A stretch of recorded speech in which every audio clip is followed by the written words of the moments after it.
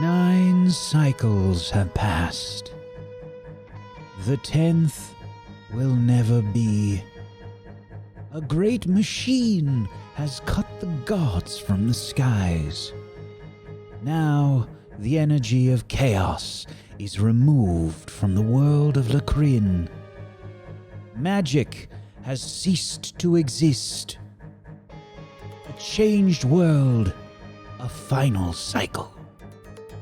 There is one final journey to embark upon, a decisive duty filled, a mortal god, a few heroes, a last quest.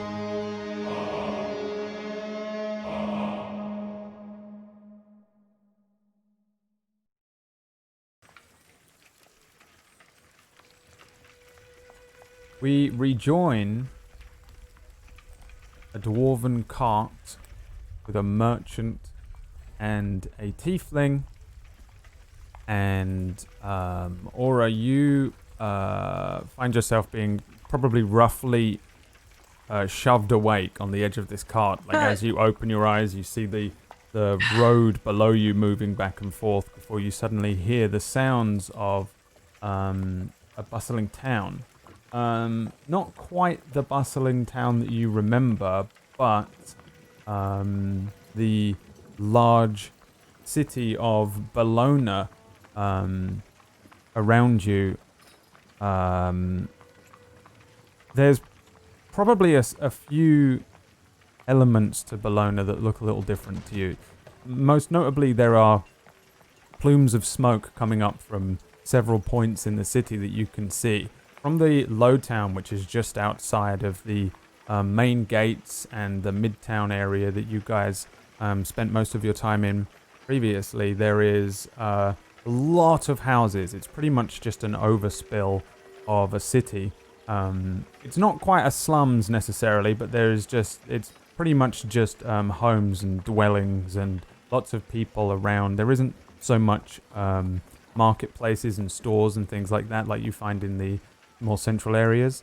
But the roads are small and winding, and it all pretty much leads slightly uphill until you get to the midtown. And then in the distance, you'll see the plateau that holds the large fortress of Bellona, this huge kind of castle that sits in the distance. Around you, however, there are a few more people on the streets than you'd probably expect. There's quite a few kind of urchin children, and this isn't necessarily uncommon, but you see that a lot of people are kind of sitting down. There also seems to be quite a few injured people. There's a dour sense to everybody's mood immediately upon arriving, as only a couple of days ago the magic was taken from the world and this kind of city was hit pretty hard from it. At least on the outskirts of town, it's not as noticeable. It doesn't seem like parts have crumbled in. It doesn't seem like there's any direct wreckage here, but you can certainly get that sense of like a slightly post-catastrophic kind of town here. And you get the sight from lower down. You can certainly tell that you're heading into town, into a city that was hit by some sort of disaster or some. There's a level of gloom and slight underlying panic to Bellona that wasn't here the last time you were here, and also you didn't feel in Bame or in Yill. Next to you, however, Nine Lives is kind of looking at you, and then he points up the road. You can see the pretty large gate closed. The huge. There are walls that are not enormous, great big walls, but there are walls that separate Midtown from the Low Town area, and you can see a pretty large group of people gathered outside the gate, as well as a small band of watch and militiamen. He points up towards where this pretty large gate is, and he says, "Are you going in there, or you want to jump out here?" Do I remember that I need to go through the gate to get to the guild, or like anywhere near where we were? The guild is kind of on the northern side of Midtown. It borders on the Hightown area, which is where the fortress is, and more like nobles live and nice houses and mansions and stuff. Yeah, I want to go in. All right. If that's all right. Hey, I'm going in too. But if you're wanted, there's a few guards up there. I'm not wanted. What do you think happened here? Well, I'm gonna guess that you're spouting about magic. Yeah. Well, half of this place is running on magic.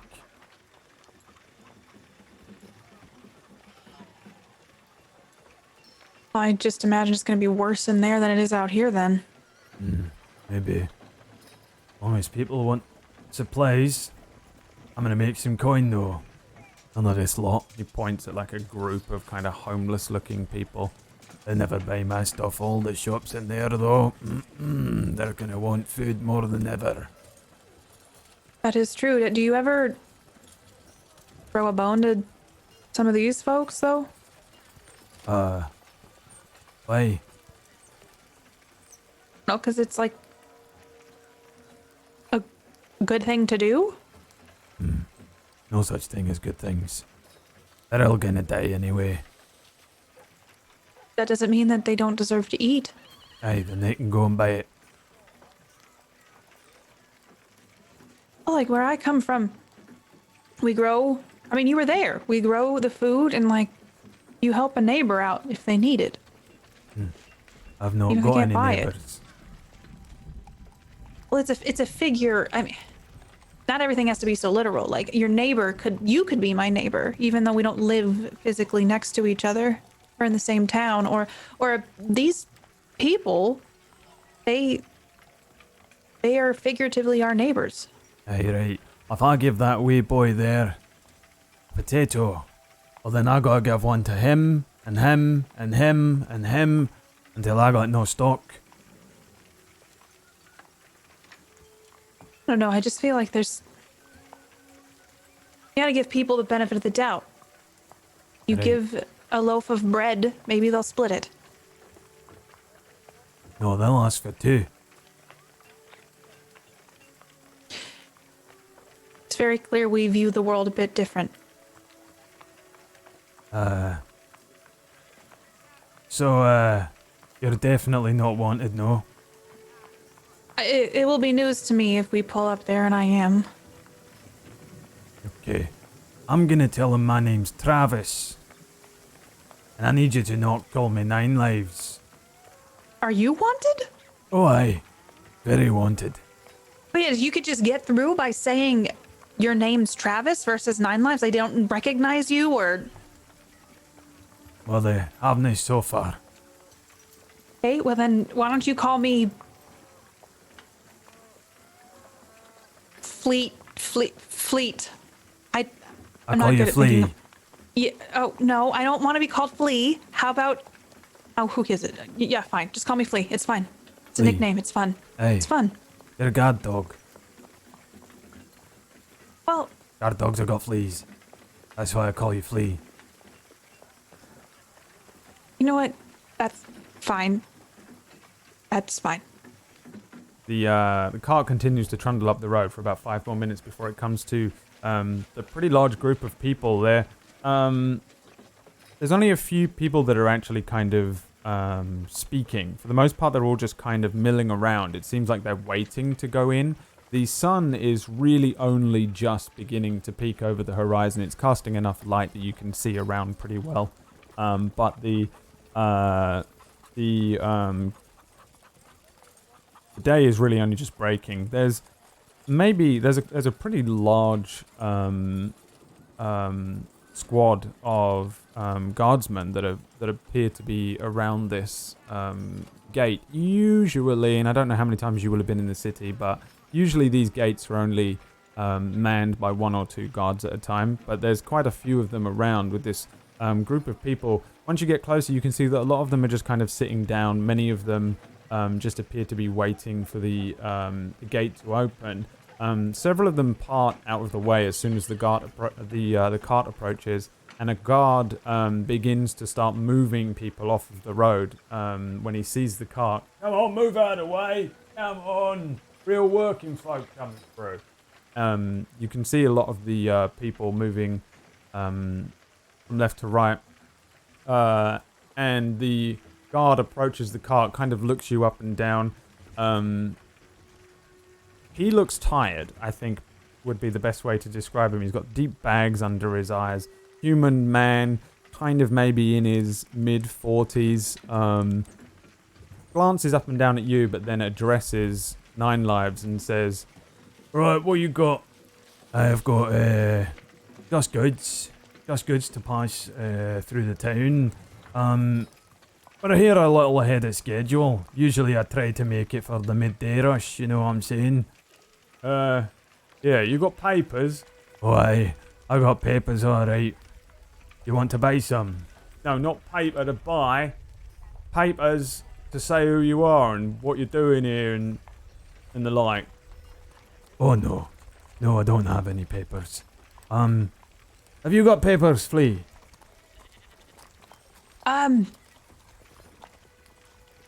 me just check my bag here. That's Can I my start bodyguard. Points at you proudly. I also help with some of the administrative things as well. Let me just look through my bag, and I'll start reaching through my bag. And I'd like to maybe try to convince this guard that we should be allowed through.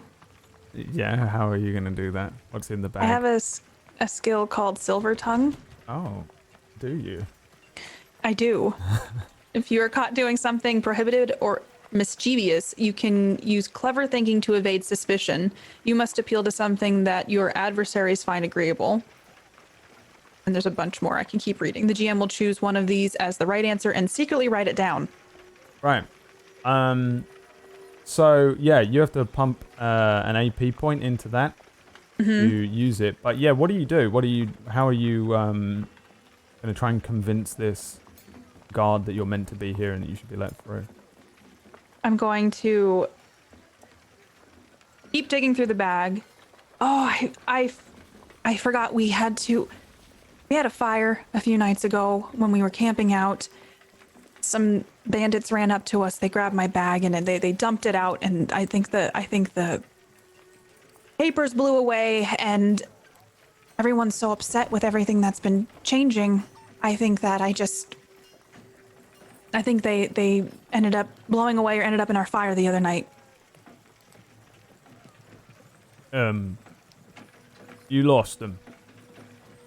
Well, not on purpose. Like we were sitting outside eating our wet potatoes, and then a bunch of bandits came out of nowhere, and I was able to fight them off. I mean, Travis did his best, and then I guess they dumped out some of our stuff, and my bag was where those notes were.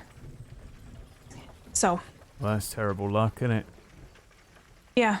All right. Well, Stuff's changing, right? Who are you here to see then? We're here to sell some goods.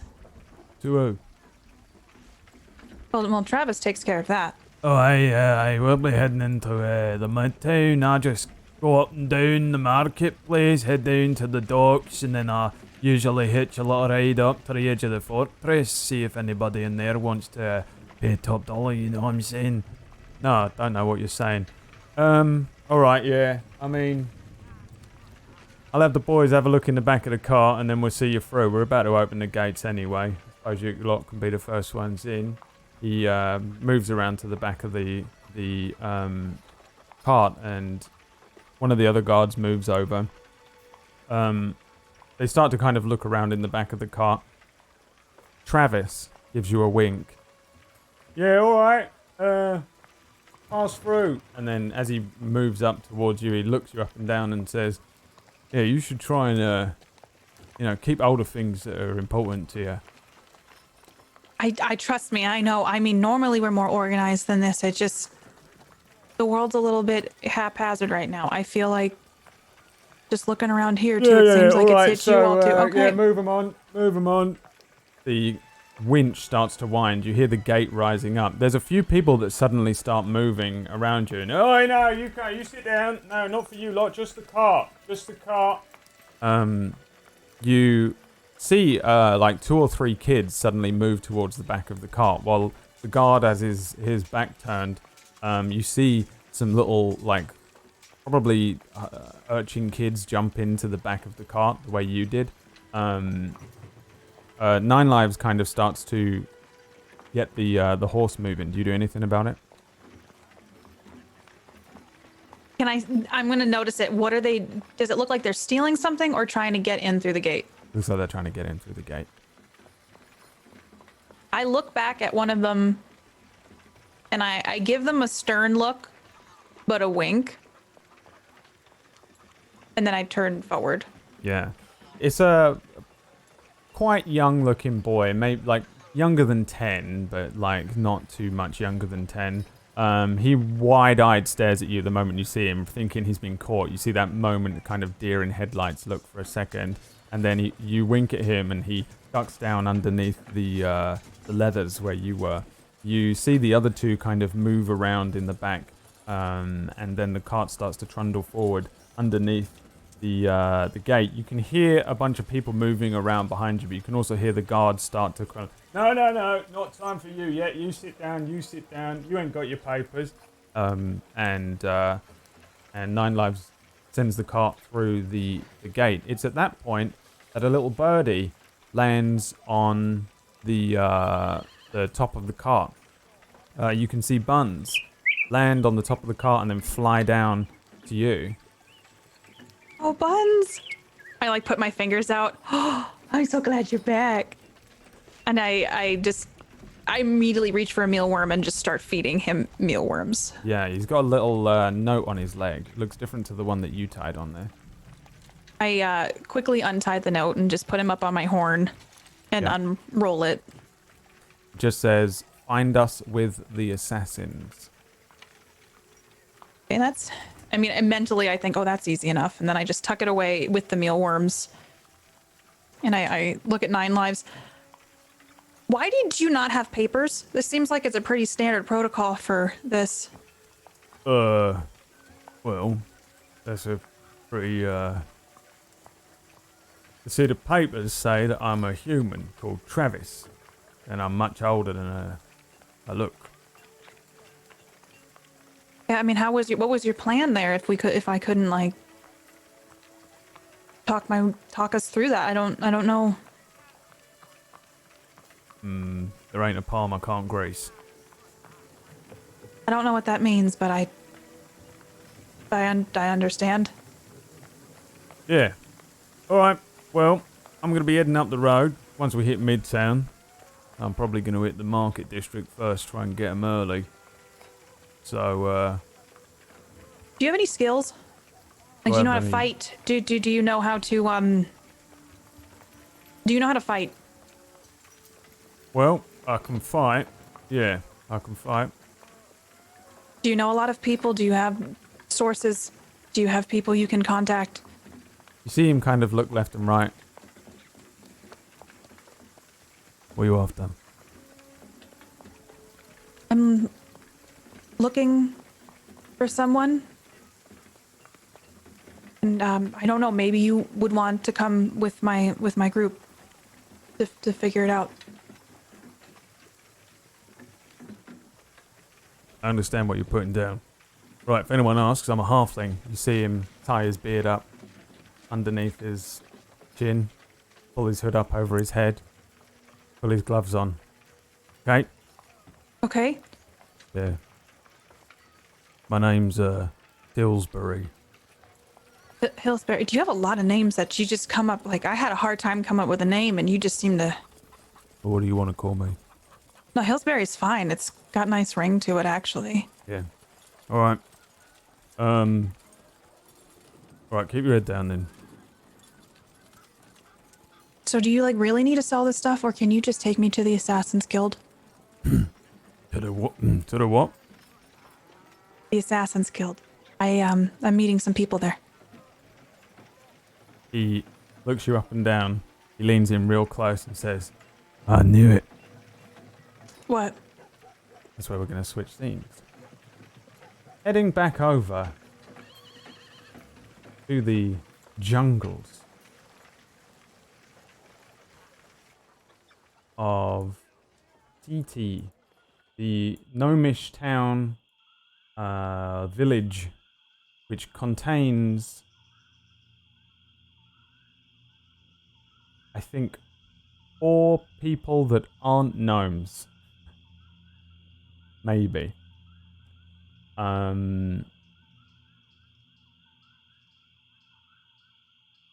Suuna, Hippo, and Kairo, you are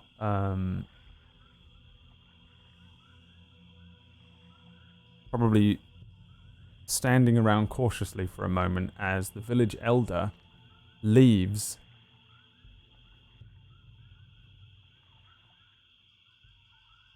And does anybody look after where he went? Well, Toby and I were arguing and waited and then saw him peeking through the window and then saw him walk away. Mm-hmm. But I don't think we've watched much longer than watching him walk away. Very Probably well. the extent of it. Everyone roll me a dice.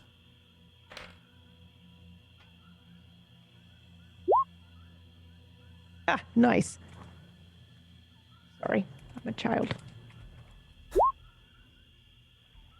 And a 3. Okay. Yeah. He seems to leave. He moves off towards the direction of town, and there's a loud flutter of wings from Kipi as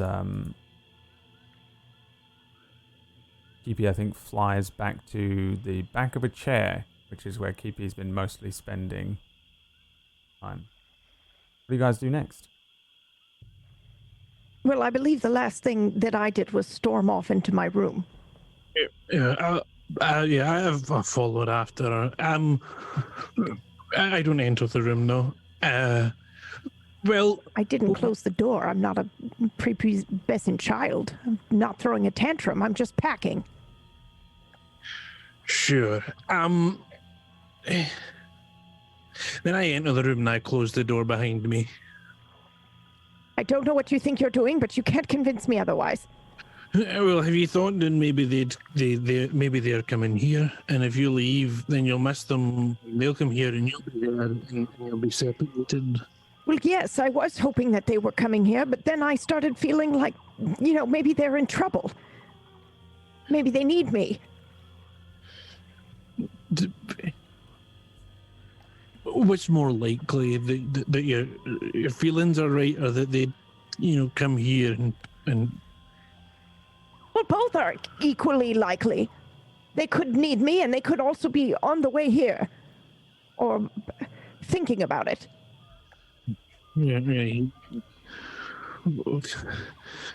Look, I don't know how to explain this to you, but I feel them. I have a sense that they're in trouble. And if anything happens to them, I will never forgive myself. Right. But might that not just be a wee touch of paranoia, anxiety, maybe? Yes. I told you we killed a god, right? I don't think it's paranoia. Especially with what she said about the hands. Aren't you thinking about anything that I told you? Think about quite a lot. But Remember the hands that I told you when we fought God? right, yeah, but those got Do you think destroyed. that's a coincidence? That she just saw separated hands crushing Bellona? I mean, you've already done enough. You said, Oh gosh! You don't believe any of this. Just get I out. believe I. That's not fair. I think I believe I can more see than it all over your face. You don't believe a thing I'm saying. I think I believe more than you're giving me credit for. All right. What do you believe? Well, That's what I thought. I There's the door. believe that the Don't say I believe that you believe or any of that bullshit. no, it's not. See, the problem is.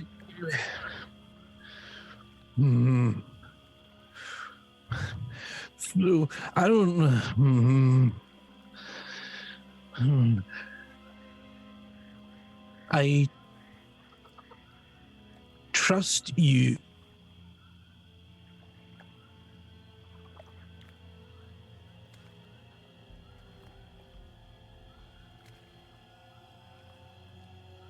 Well, I have a really hard time with. Stop.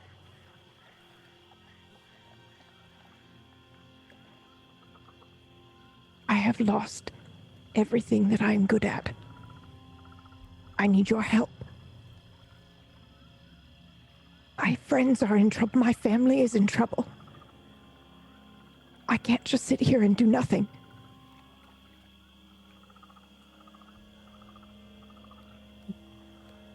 Sure. I'll give it a try, maybe a day or two. No, of course not.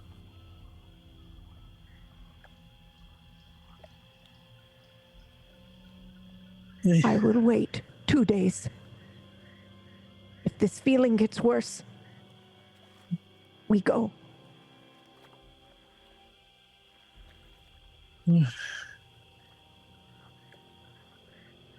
Okay, let's start there. If you feel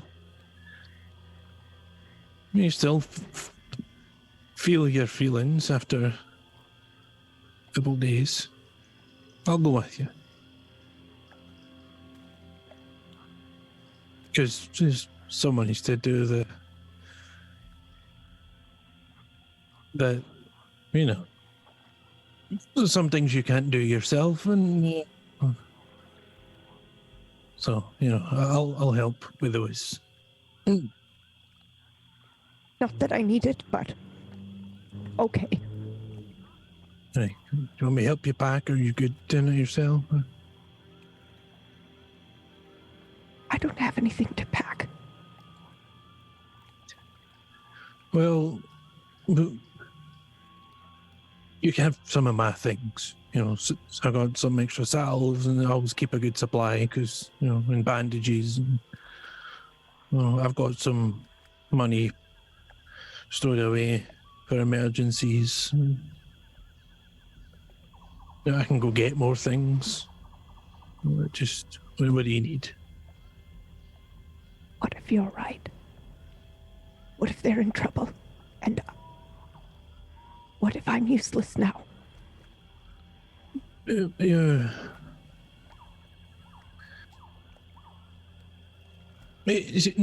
No.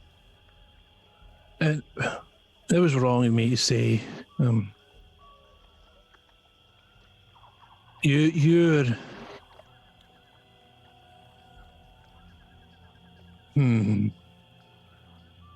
Do you think they liked having you around just because of your magic? We didn't have a choice. We were put together. Right. So you're saying that they disliked you then? No, at least not at the end. Right, well, We're family. is that not good enough then?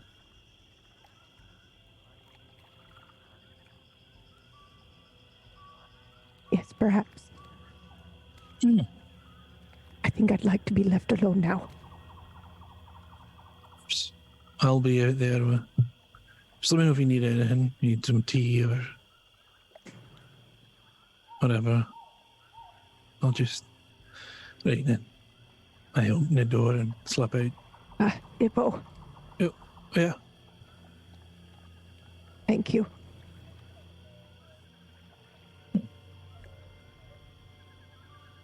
My neighbour. So have to slip out and close the door.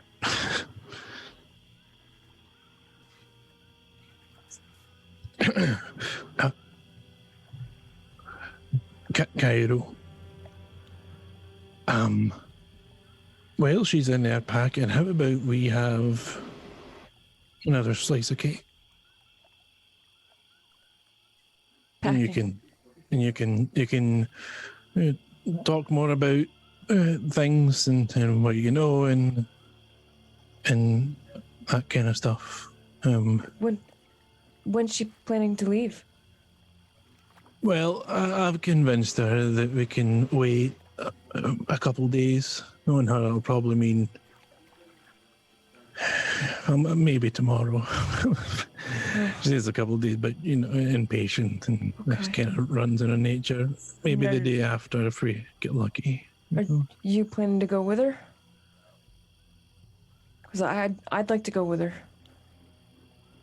Yeah, I'll tag along. I think just so I can get an idea of what's going on, and it's just because just cake. Would you like a slice? Just it's good. I just don't really feel very hungry. All right. Well, if I have another slice, will you say you had it? Oh, what? Just say that I had. Yeah. But. Sure. Yeah. Because. You sure you're not her brother? Neighbors. Neighbor. Yep. The only neighbor I've had for the past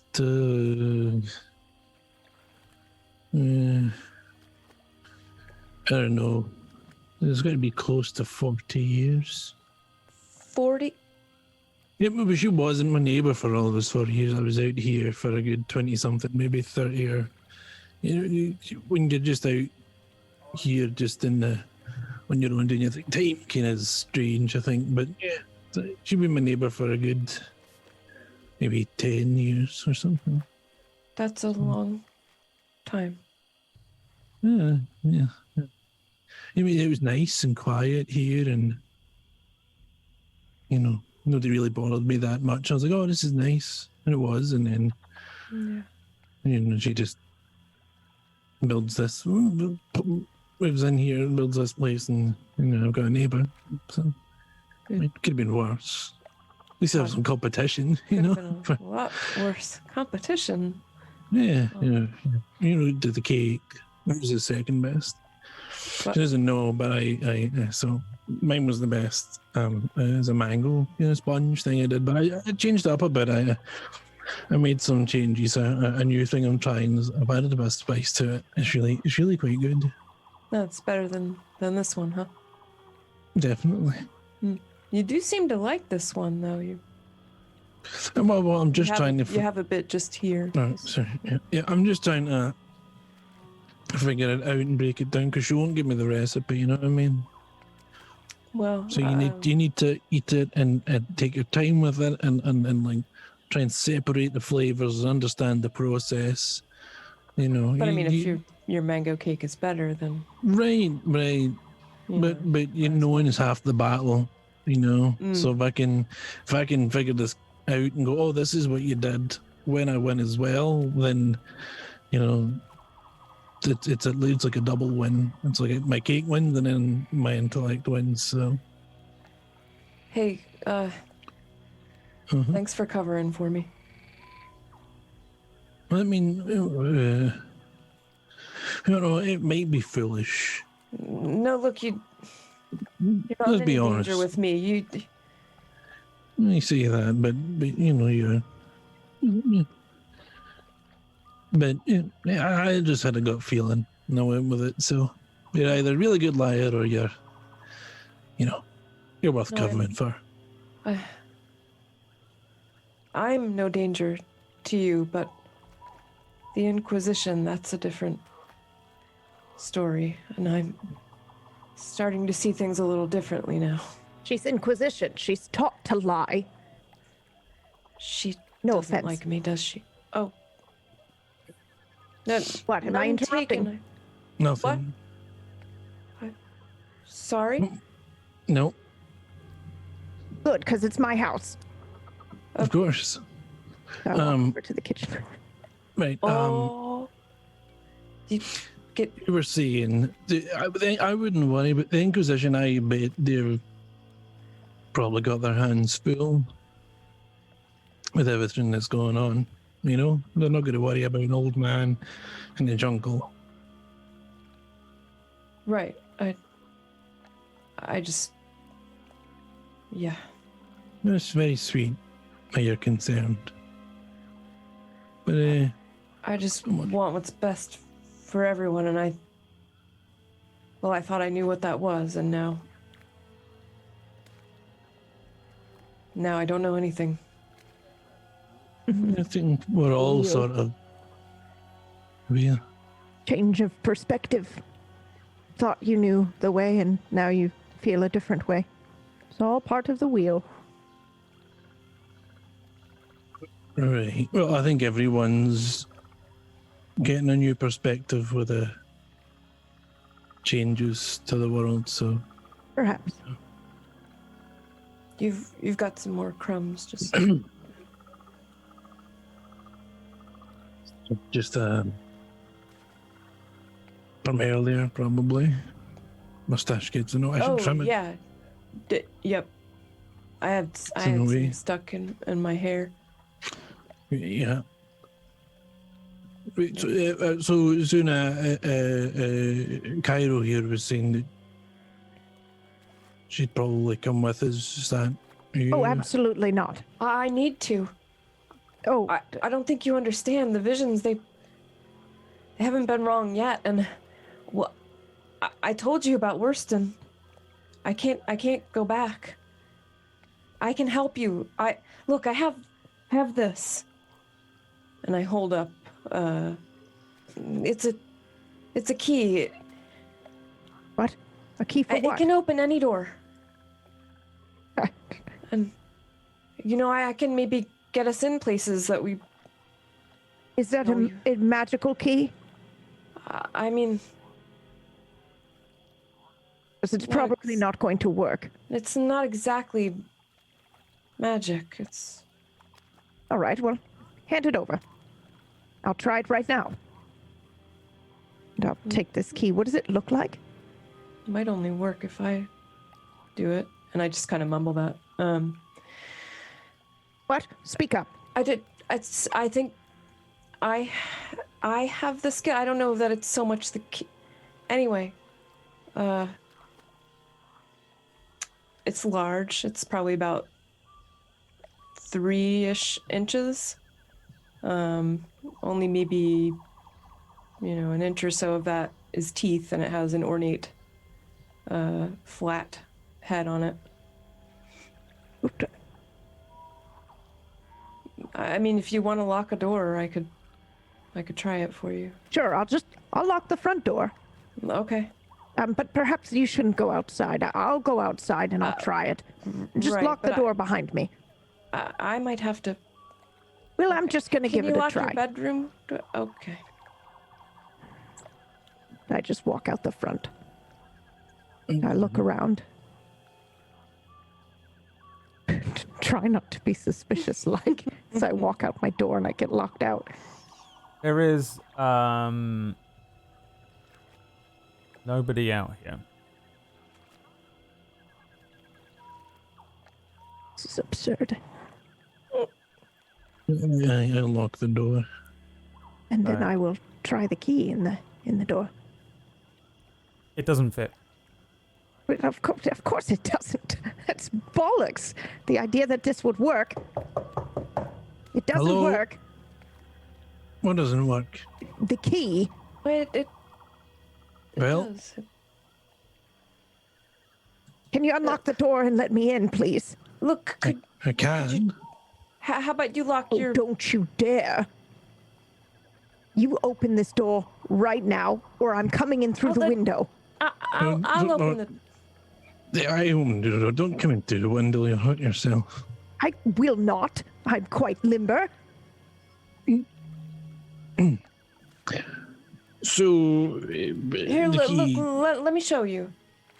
No, don't you go You outside. probably No, shouldn't go I'm- outside, You- but I'll lock the bedroom door, sure. All right. I'll head over to the bedroom door and I'll go inside and I'll lock the door. And wait impatiently. And I will take the key and I will try. Yeah. You have to pump 2 AP into this. Yep. And yeah, you click the appropriate parts, hit the appropriate things, flick the tiny little thing on the side back, and the key folds over itself. It's still adjusted to fit the previous lock that you used it on. It shrinks a little until it fits the size of the door. As you put the key in the door, you hold another part of the key and you hear a small tink tink tink tink tink as the key adjusts and unfolds different teeth until it fits this lock, and then as you turn it, unlocks. There. Where did you get this? When she pulls the key out, it looks really different. It just, it's kind of standard issue. For the Inquisition. Yeah, we need to get in a lot of places. A break in, you mean? Well, sometimes.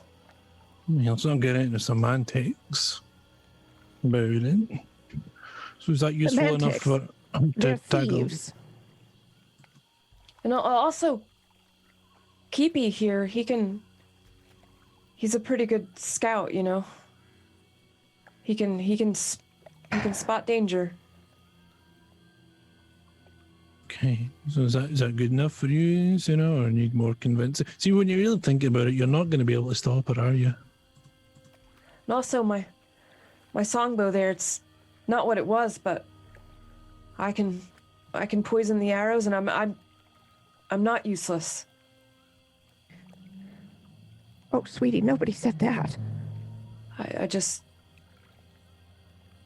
Well, you're not either. You know, appealing to that side of me is very manipulative of you, but yes, you can come with.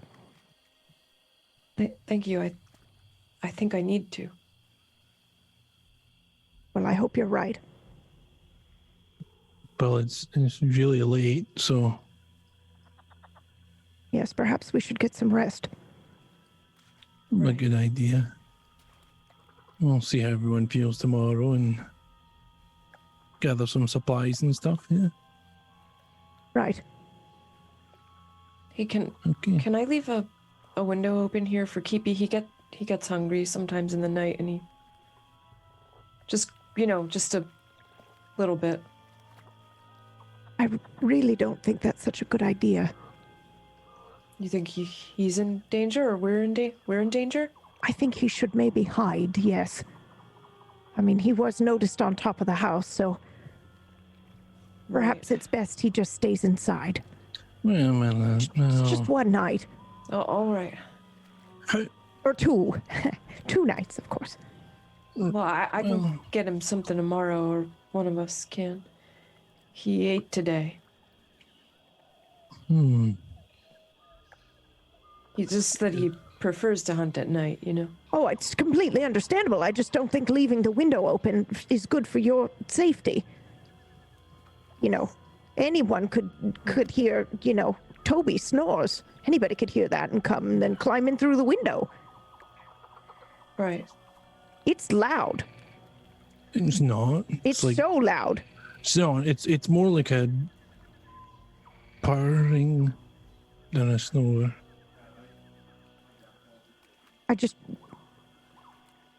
We went through all the trouble to hide the fact that you were here. I think it would be silly for us to lose focus on that now. So I understand, just for one night, if he could stay in the house here. He can. Yeah. Thank you. Thank you for hiding. Of course. Yeah. Yes, don't make me regret it. I won't. Suuna, What? Ken, do you think he's going to be a pain in the arse? I He don't seemed know. awfully suspicious, and He did, didn't he?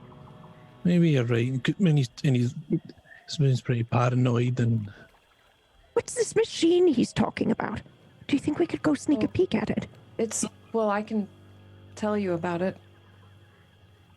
See, it's, So you didn't come in here in a boat? I mean, I turned it into a boat, but it was really a subsurface vessel. You know. What? Well, it was meant to take us under the sea. And then it Why would you want to do that? broke and, well, it was a mission. Oh, right. There The was stuff you can't talk about. some activity going on down there, and, well, I mean, I can probably talk about it, but we Go should on. get some sleep. Oh, I'll wait for this. I am interested too. Well, my team, we were scouting out some people that were using Arcani, and, well, they were building a machine, and they were trying to target the gods. I'm sorry, what? They were building a machine. I reach out without thinking and just grab Toby's arm and I squeeze it a little bit. I'm sorry. Could you repeat that? It was a really big machine, and it was meant to strike at the gods. Did you use it?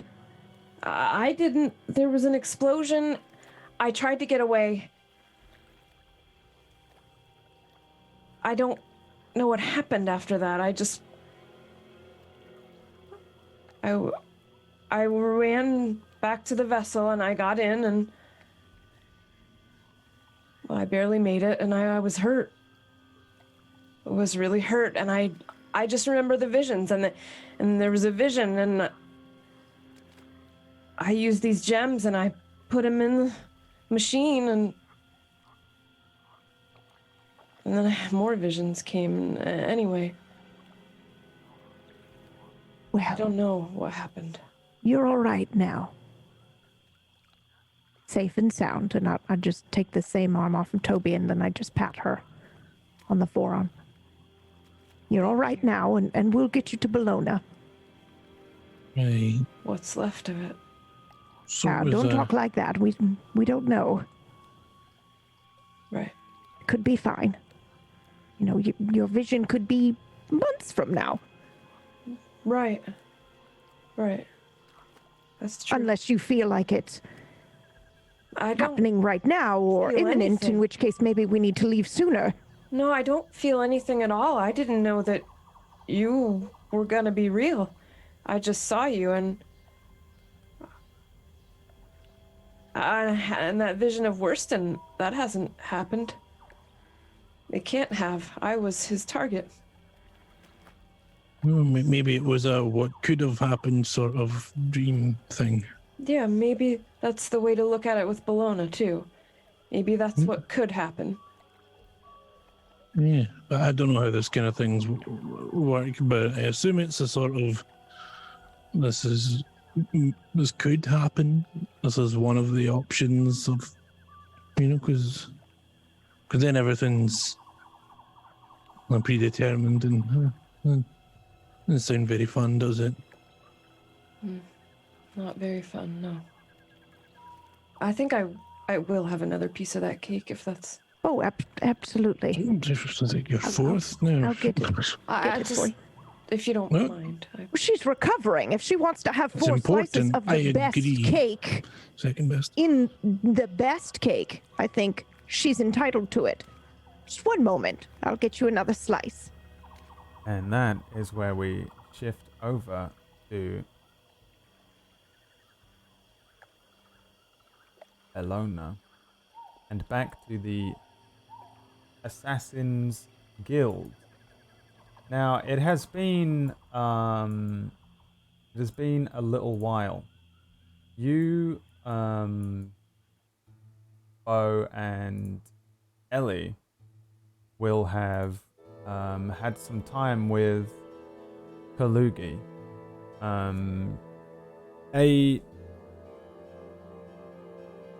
An inquisitor in his inquisition robes arrived with Zach several hours ago. Zach told you to wait and then went to his office, and they've been seemingly in this meeting the entire time. Kalugi seems to have come around, though he is very drunk. He seems to be less intently obsessed with the fact that you are demons, although he hasn't given up on the idea that he might be in some sort of weird demon illusion. For the most part, he's just been drinking and probably questioning you on where you've been since you last saw him. Do you think you would have been truthful and told him the real story and stuff like that, or do you think you would have held stuff back? I think I would have just been open. I would have told him everything, considering, what we've been through together with Kalugi. He helped us in the past. I think he would deserve to know the truth. I would just listen. The Beau told the story, but he is the bard. Yeah. Do you embellish anything, Beau? I would give Beau a little loot while he does it. I think maybe I would on some things. Embellish on some Oh, things. you totally embellished the water scene with you. Oh, you did. And I was just sitting there smiling. Like, no, that's not how I remember it. But I may have exaggerated a few things or two, all right, okay, but... You didn't get true. buffer just by walking out the water. That's not how it worked. No. And there weren't mermaid women hitting on you A there. man can dream. Anyway, it seemed like he believed it, so that's all that matters to me. We never even saw mermaids. Like I said... And they certainly didn't have big... You embellished a lot there. I'm just saying. You didn't even tell him about us killing a death god. Kalugi seemed interested enough. In your fantasy, yes. You should write one of those books, those naughty books. Bet you'd be good at it. Kalugi pokes his head out from the room that you've been staying in into the hallway where you two are discussing something and says, I'm getting a little dry-mouthed in here. Spitting feathers. You need some water? No, I think he's asking for more, the good alcohol. stuff. Right. You're not drunk enough. Okay. He's never drunk enough. You know where the alcohol's at. You want to go get it? You said to him or to Beau? I said it to Beau. Oh, sorry. I thought you meant... Okay, I'm not going to let him walk around here. And I got to make sure, if Zach comes out. I go get it and pour Kalugi another glass of alcohol. When you bring it back, Kalugi raises his glass and says, so what do the assassins do for the Inquisition? I do nothing for him that I know of. Oh. Who do you people work for anyway? Whoever hires us. Like the Inquisition? Kind of like a contract thing. If the Inquisition is hiring you lot to kill someone, that's gotta be a big deal, right? I would imagine so. I wouldn't know it was from the Inquisition, though. I hope it's the fucking Queen. You want to kill you probably shouldn't say that very loud. Oh, what? I'm worried that they're gonna kidnap and torture me. I mean... I don't know. Just, sit back. Beau, keep telling him the story. Tell him about, What? Well, I mean... Tell us about that time we were in the water and you were talking to a giant orb that we couldn't understand and you look crazy. Maybe for another time. I think... I'm curious, since Kalugi's brought it up, have you ever done anything for the Inquisition, Ellie? Brad, I wouldn't know that, right? I just get the Probably not. contracts and go carry out the deed. Yeah. Have I ever killed, a very like notable person though. That would be like, well, this person had a big mark on their head. Roll me a d20. Okay. Let's see. 17. I'd say probably yes then. Yeah. Who do you think it would be? It wouldn't be anyone quite necessarily up at like queen level. I think it'd just be but... like someone of the queen's court, like one of her advisors or something. Like not her main advisor, but like one of the lesser advisors that she consults about maybe some of the local religious institutions. Yeah. And he pissed someone off. Like on the small council in Game of Thrones, like one of those people. Yeah. Yeah. But it's still one of those like, well, this is interesting. Okay. So, yeah, you probably have taken out somebody at a ridiculously high level. Probably one of the more, recent contracts that you would have been given in recent years, as opposed to early years when you were probably taking out low level, people. So yeah, I think this is probably one of the more, high level kills that you would have taken out.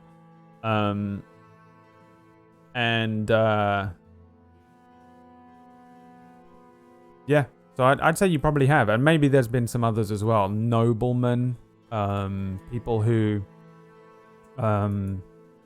you know to have been high-level merchants in town, people that were movers and shakers, people who probably were on some sort of council somewhere that were controlling bits of land that then suddenly were overtaken in the months after the kill, kind of thing. You see the changes of the effects of a lot of these kills a lot of the time, I think. I'd say you probably have, yeah, a few times. Listen, I've killed a lot of people. I'm sure you're not surprised by that. I look at Beau. Well, no, I'm not really one to question. I just know, and it's not something you ask though. You don't ask where it came from. You just carry it out. If you want to know where it came from, you ask the person that's in there. And I point to Zach's door. It's better not to ask though. I'm not gonna lie, it's a bit concerning, considering the Inquisition are bad people. Oh, well, people would argue I'm a bad person too, so. Fair enough, and maybe we all are now. I mean, we killed gods. He's just crazy. I wouldn't say he's necessarily bad. I'm talking about Kalugi. I don't know. He's probably too drunk to even notice. He's looking at you both. He looks kind of away from you and says, "So if you've taken out all the magic, right? Then what happens next? What if, like, I don't know, what if magic was like holding everything together? What if all the seas suddenly start floating? Won't we all drown?" I think that would have already happened, but it would seem that the world has, well, what about the dragons? Quite a bit.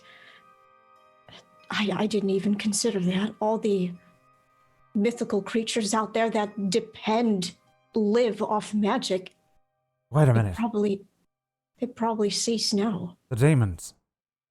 What happens to them? I would imagine the same. They just got sent back to hell. They're probably not up here. Well, where's your friend? We tried to tell you that. You didn't listen. Isn't your friend a bit demon? I look at Beau and I'm like, I don't know. No, don't look at me. well, to be fair, I was technically lifeless, and now here I am, normal. Whatever happened, before we got sent back here, we got changed back to normal, I would imagine. At least I did.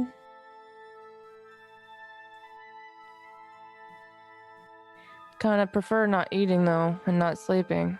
It's a little bit nicer. Not that I depended on magic, but it still helped me in many ways. It certainly got me out of a lot of messes I made here and there. I can only imagine Suuna Oh, no, that's Suuna brilliant. lived off magic. He takes his rings off of his fingers and says, "So these are useless now." Well, you can sell them, probably. Get a little bit of money out of them. And there's no demons. No demons, No. for the most part. Well, that's fucked, isn't it? What the fuck am I gonna do now? Keep drinking and dancing naked on tables at bars? And what about Grim? See, that's what I was looking for. I was wondering where. I bet a man as big as him, I bet he's still just fine. That's why we're trying to figure this out. We're trying to get pretty much everybody back together if we can. Suuna and Aura, old companions like yourself and Grim, maybe even more. We don't know what we're up against. Then what?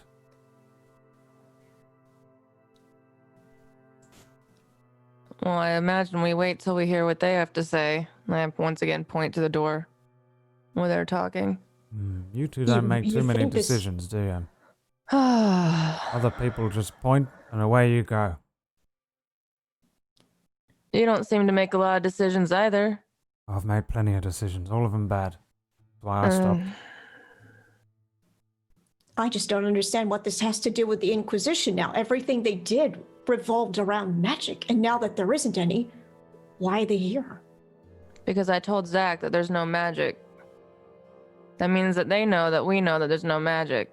They're probably going to want to talk to us.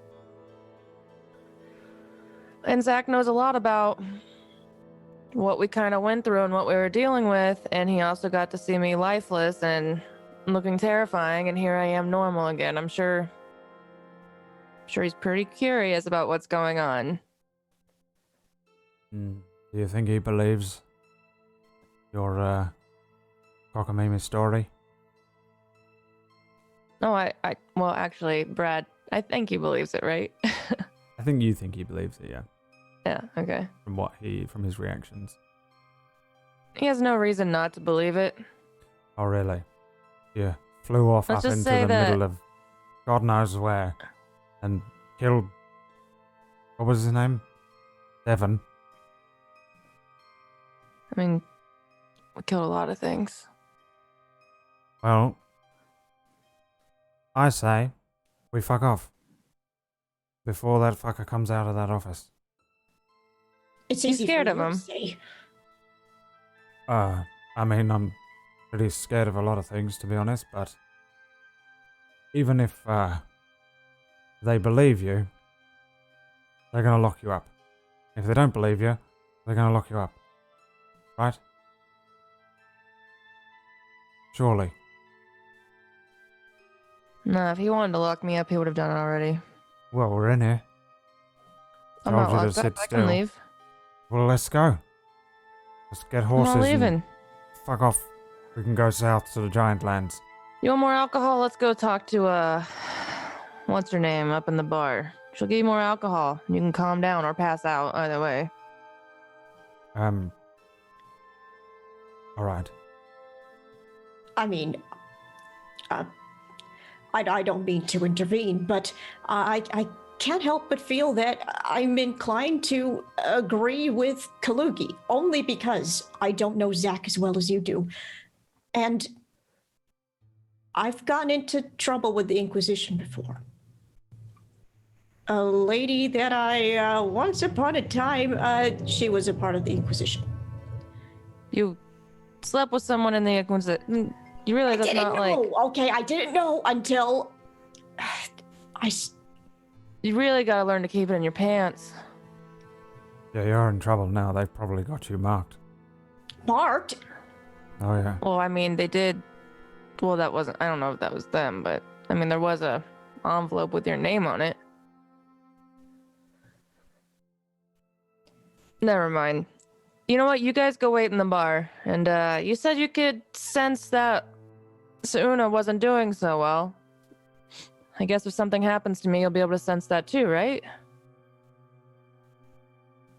She's got to be looking dead, at right? both. Possibly, yes. I should be able to. What about the Well, then. tiefling? Isn't a tiefling like Old demon blood or whatever as well. Or why are you worried about demons right now? Well, because what if they're dead?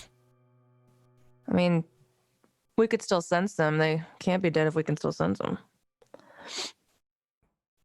If you say so. There's an unlocking of the door.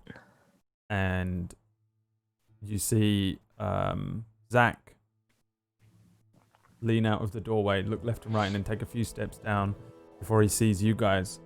He nods at you, Ellie, and says, can you lock him up? Kalugi? He's Yes. harmless. I was gonna send him up to the bar. He needs to get more drinks. Very well. All right. The Inquisitor would like to speak to the two of you.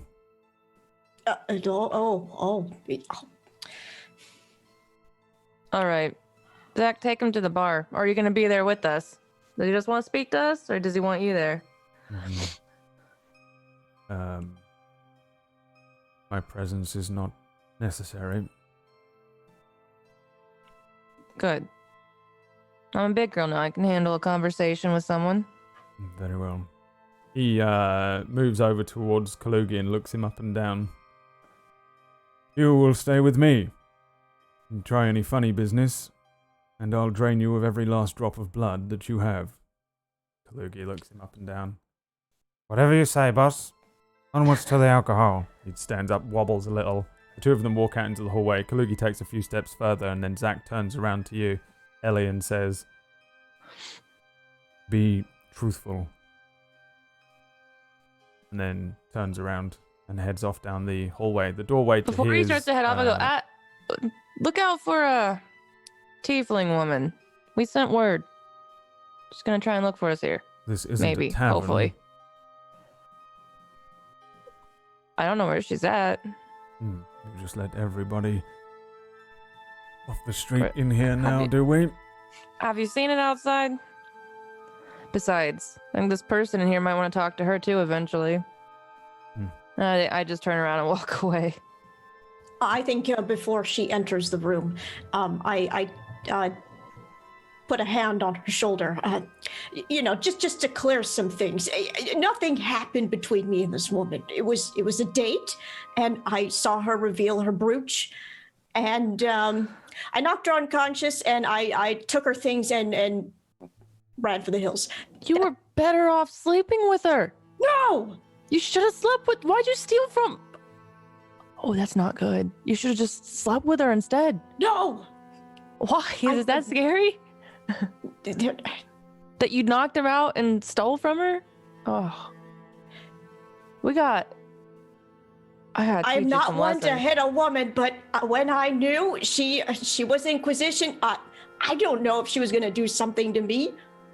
It's fine. Just talk less. It's fine. I'll try to do more of the talking here.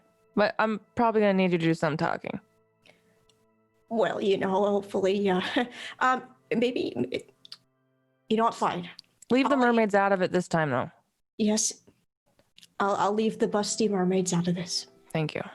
It's a little awkward. No, then I walk in.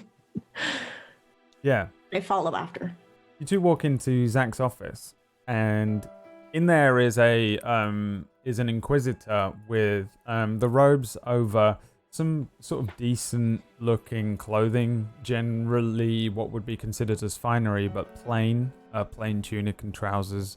Some nice looking shoes, but dirty looking, as if he's been walking around outside a lot and hasn't cleaned them in a few days. The rest of him appears to be quite well kept. He's a human man, maybe in his late 30s. His hair is short but parted and swooped over to one side, kept off of his forehead, clean shaven. As you walk in, he kind of looks up. He's standing to the side of the desk. In his hand, he has a little notepad and a pen, and he looks at each of you and says, hello there, could you close the door? Oh, right. And I close the door behind me. Mr. Bobo, I presume, and Miss Ellian. Oh, he knows my name. Yes. Yes, I'm Beau. Yes. I am Inquisitor Sheridan. Wonderful to make your acquaintance. Please, take a seat.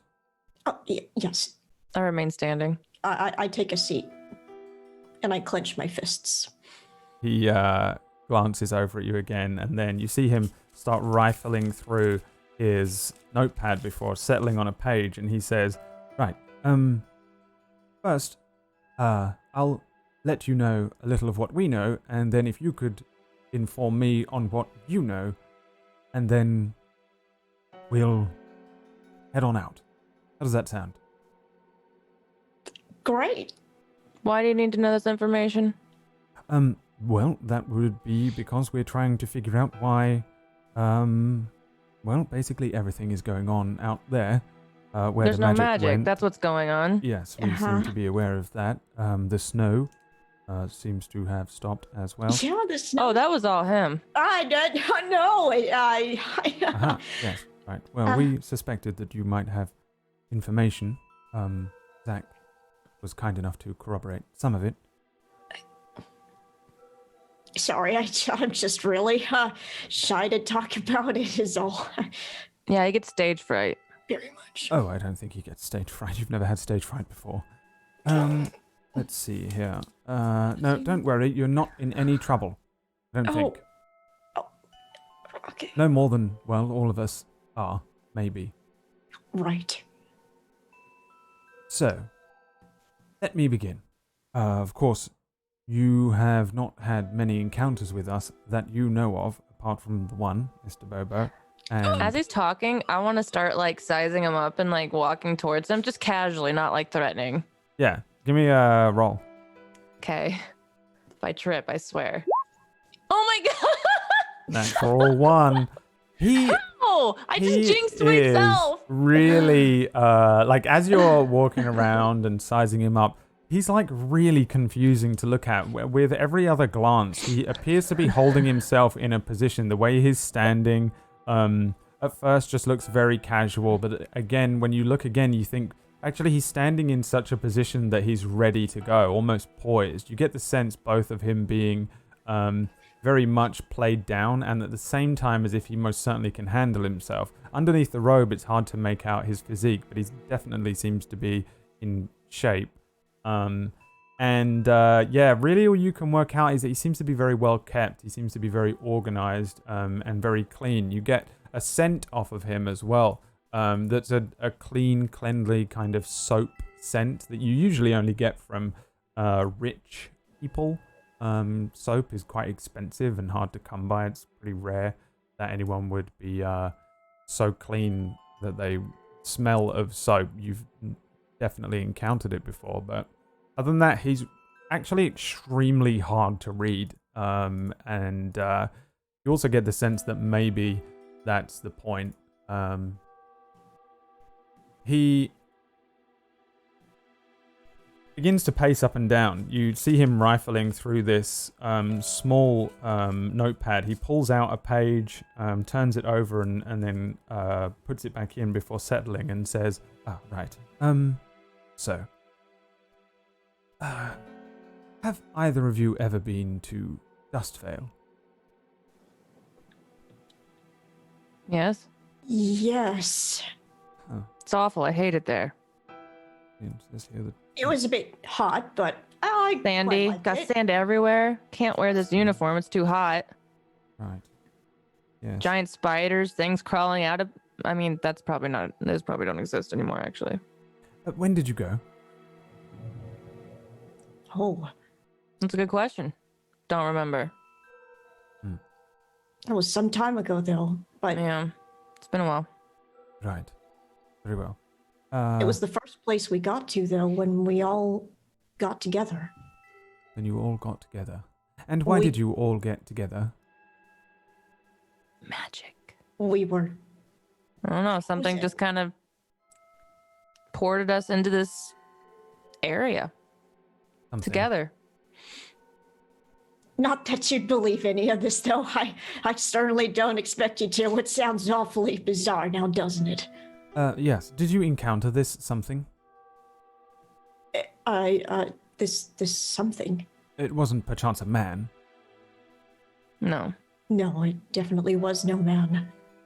Did it look like a man, but wrapped in arcanite? Darkness? Perhaps? I mean, it was like terrifying. It's like it could take on the forms of many things. I mean, it talked to us and tried to attack us. Had lots of tendrils. To be fair, I mean, one of our people did poke it first, so that, I mean, I understand why it kind of attacked us. I probably would have stabbed someone too, but then it kept chasing us. That was the weird part. Right. And if you had to take a guess, a man enchanted, a man using arcanite, or perhaps something in demonic origin, maybe elemental in form? Are you talking about...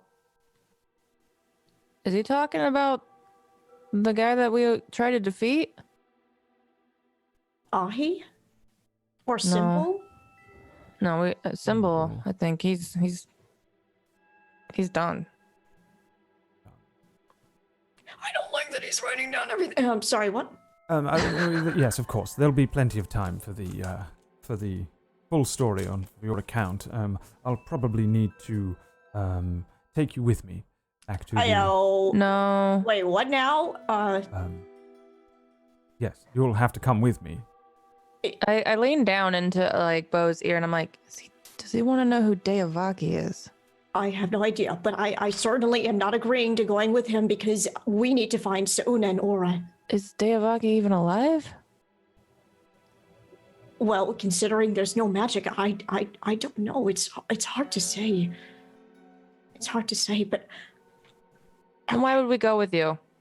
Well, that would be because I need a full account of where you've Are you going to been. stop us? What magic are you going to use to stop us? Don't you guys rely on that? Well, no, not. Why would I stop you? No, we're working together on this, our organization and yours, and I'm sure Mr. Bobo is happy to. What's the stake the Inquisition has in this? I am not with the Assassin's Guild, okay? Yeah, he's just a petty thief. But I'm with her. He likes to steal from children and all that. I'm petty. You don't have to worry about him. Oh. Well, yes, of course. The Inquisition formed the Arcanine Inquisition, and we believe that it was a piece of Arcanine that did this. So this is very likely our last investigation into, well, anything. Have you ever heard of the terrorist organization? They might be known as the Dragonfly Crew or Dragonflies, or have you ever met anybody who has a tattoo of a dragonfly on their body? Would we have met anyone, Brad? Didn't Kalugi Zach or mention Graham? it? No. I think Zach mentioned it, but that's Zach mentioned it briefly before you followed him out, yeah? Yeah. Don't know any dragonflies. I know Zach said something about them, but I don't know who who they pissed off. Right. Very well. So, everything that's happening right now is, well, due to this terrible machine that was created by these terrorists. They created the snow. They seem to have done something to affect magic in the world. Now it has been rendered inert, which is a terrible issue. You didn't listen. All the gods are dead. All of them. Yes. All the gods are dead. There's no gods alive right now. There are no gods. Wait, Ellie, he's saying a machine did all this. That's not surprising when we... I mean, if all the gods are dead, something would have to do it. It'd have to be either a really powerful being or it'd have to be a machine. But what kind of machine could just kill all the gods like that?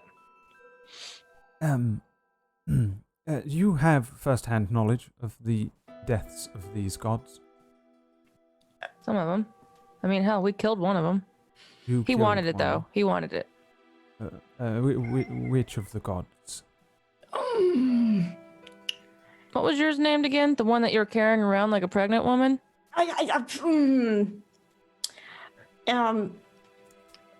Mine was Merkel.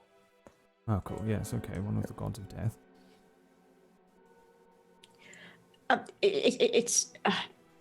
I can't seem to recall the name. It's You had him inside of you. I know, but you it don't wasn't. remember. That's very intimate. Like if I had, It's not like I wanted it in me, but it just kind of happened.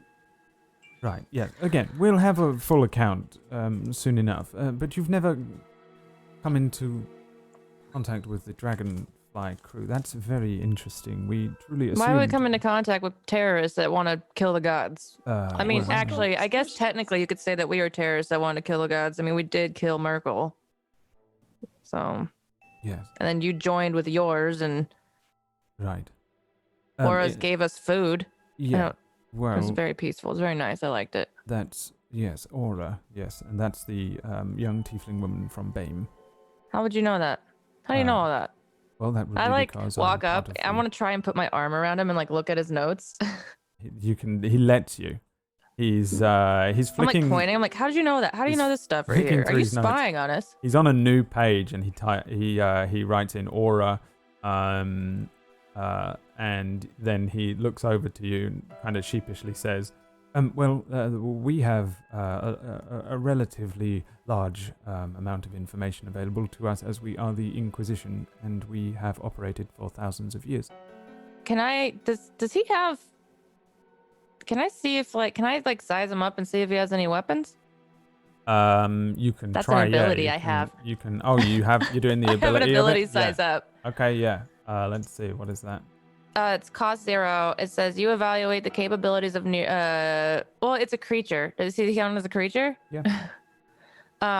Useful insight to their capabilities, strengths, vulnerabilities, and/or resistances, or an accurate assessment about if they pose a fair fight or not. Yeah. The Inquisitor most certainly seems armed. As you're kind of leaning against him, you can feel that he has what feels like probably a pistol, maybe, and in a robe pocket. Again, when you're close to him, even though he kind of allows you to lean on him, he doesn't flinch in any way. He doesn't recoil from you. He seems very comfortable with you being here, in a way that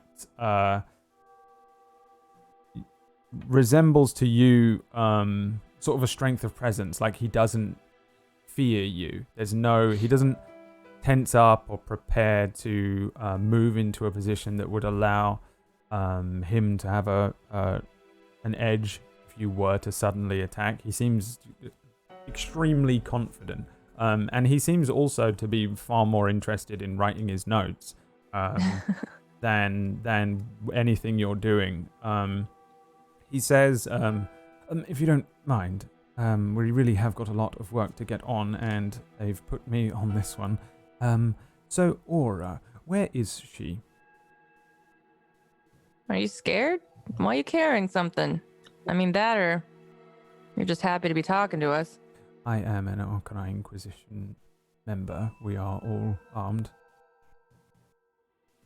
Okay. And the Assassin's Guild. He just let you walk in? Oh, yes. I'm not talking about Aura. She can tell her own story. Very well. And what about the other one? What other one? Well, there's an elderly woman. Don't know what you're talking about. Very well. And a middle-aged man. Isn't that him? Look at Beau. Me? Oh, I mean, it could be me. I'm in my prime. No. No. We're looking for a paladin of Bane. Mr. Eldon Grimm. Have you seen him? No, we're looking for him. Where'd you last see him? We lost track of him weeks and weeks ago. Although we weren't really looking for him at the time. Yeah, well, you weren't doing your job. Okay, well, we're looking for him too. If you find him, Lead him in our direction. Very well. So, your story, you vanished. And you went to meet this, Ahi or symbol, and then Unwillingly, you went yes. to Dustvale. Mm-hmm. Interesting. So likely a wizard, perhaps? No, there's no wizard. You're suggesting that you've actually encountered the gods themselves, and now that they have all perished, that is what has caused the absence of magic. Well, yeah. And you yourselves had a hand in their... No, wasn't it this? You said it was the terrorist organization. We were fighting one who wanted to fight us, but we weren't going after all of them. Some of them weren't hostile. Some of them were actually peaceful. I mean, why would we go after them? Didn't make sense. What were you doing, though? Well, right now we're sitting in a room talking to you, asking a bunch of questions. No. Why were you going after them? Fighting with the gods themselves while they were seemingly under attack? Well, you got to know something about. Well, we didn't know they were under attack. First of all, second of all, some of them were actually imprisoned there by one called Deavaki. Do you not know about the cycles and the god named Deavaki? And that's spelled D-A-Y. No. Wait, Ellie? I'm not. No. You don't know about that? How do you not know about that? You guys really, and I like tap them on the shoulders. You guys really need to start doing your homework. Yes, I'm not always quite. The religion hasn't always been my forte, but no, I've never heard of this one. This isn't religion. This is knowledge. Knowledge, yes. Very well. So you encountered a god known as Deavaki, and he had imprisoned other god. I look at Beau and I'm like, why wouldn't we tell him this? What if this guy's still alive? What if his... He said he was mortal once. What if he's using this information to cover up the mess that they made? Remember, he speaks of a machine. I look back and I'm like, yeah, what about this machine? Did you make it? Yes. Oh, no, absolutely not. No, we did everything in our power to unmake it, but unfortunately both of our teams were intercepted before it was activated. Twice. So you were trying to stop it, the one that killed all the gods. So you wanted the gods to be alive still. Well, we weren't fully sure on... Or did you want control of the machine so you could use it how you wanted? Well, because I mean, that is kind of like your thing, right? Where you just take control of all the technology and we don't get really our say in it. Yes, that would be for your own good, of course. You're welcome. I'd like to ask you a question. Yes, very well. What are you hoping to gain with all this information we give you? Well, the knowledge of what has happened, why, and whether we can undo it, fix it, stabilize. There is chaos in the But you were just telling us that you already have sources that already give you this information. So why do you need to hear it from us? Because there is a lot of conflicting information from the Assassin's Guild leader, Zach, who seems to claim that you went on a perilous journey to the other planes and all across Lacrin to defeat these gods. Oh, Zach told you all that. Oh, okay. Yeah, but we didn't actually do it. We decided to do our own way. Right. We stepped off the path and chose our own route and didn't even take on any gods after Merkel. Besides Deavaki, I guess. But we didn't really have a choice in that. And we didn't even really take him on. Was that even real? Wasn't that just illusion? Look at Beau. It felt like it. It felt real, but it felt real, but it was all just an illusion. What if this whole thing was just an illusion? See, there you go. It was all just an illusion. None of it's real. It definitely is, with everything that's happened now. This guy's probably not even real. And I take out my dagger and put it to his throat. Okay, all right. Let's settle down. She's just playing. Are you real? She real? does that to me all the time. Yes, I'm quite real. If you wouldn't mind removing... I don't know. You don't flinch. No, I suppose I don't. It would be a severe mistake to, to harm me right now. To kill you. Yes. I mean, I'm an assassin. I'm sure we could hide the body pretty well. I don't think you can. We are on the same side. Yeah. There really is no reason for us to come to blows. Can I try to sleight of hand his pistol while I'm like close to him like this? Yes. Roll for it. Roll for it. Oh God. Or I end up grabbing his crotch instead. You go for the pistol, and instead he uses the opportunity to move back from you. He puts his hands up though. He doesn't allow you to take the pistol. And the way he moves is very similar to the way that you might move, the way you might have been trained to get out of these situations when somebody has maybe a knife to your neck. Wait for the opportunity to take back the control, readjust yourself, and maneuver yourself. And he moves very quickly away from you. It's extremely quickly. You can tell now that he's trained in a similar way that you might understand.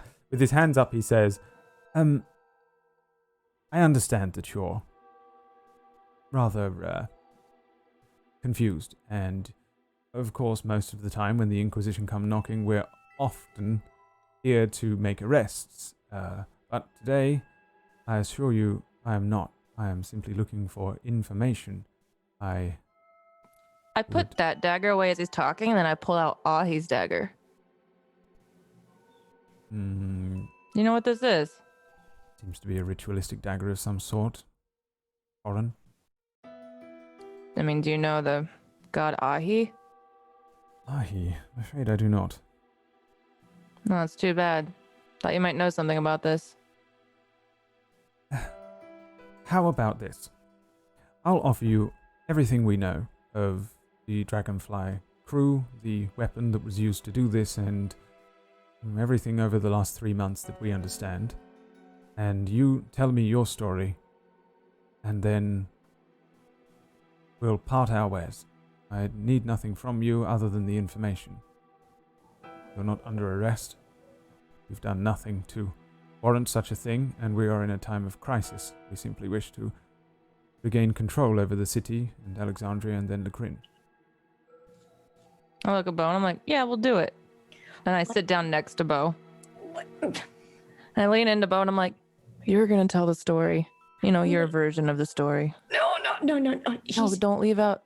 Don't skip on the details. And I go, he's not gonna buy any of it. He's not. He's not gonna. It's the truth, but you're gonna tell it. I'm tired of talking. What do you have for us? Would you mind accompanying me to the Inquisition headquarters? Yeah, we're waiting for someone here. Mm-hmm. This is one of the safest places you could be right now, too. Well, perhaps. There's something I'd like to show you, is all. Okay. Something we need to see? It's a little heavy for me. Can I use my ability Curious Case? Yeah? What are you Cost trying 3. to... I'm trying to see if this is a trap. It's one of those, like, whenever someone, you can't just go up to an assassin and be like, hey, I need you to follow me. Because it's like, this looks like a trap. Yeah. But also to see if he's being honest. Like, if he actually seems like he wants to help versus, like, he's just trying to pry information. Yeah, you have to dump 3 AP into this. And you, you can kind of get the idea of the motive behind the people that you're in a scene with. He is still extremely hard to read, but what he is saying to you is truthful, for sure. He definitely just seems like he is trying to get your story out of you, wants to tell you their information, and wants to bring you to the Inquisition headquarters to show you something. Inquisition is still very hard to read. There might be other elements to it, but for the most part, it does seem like he just is being relatively genuine.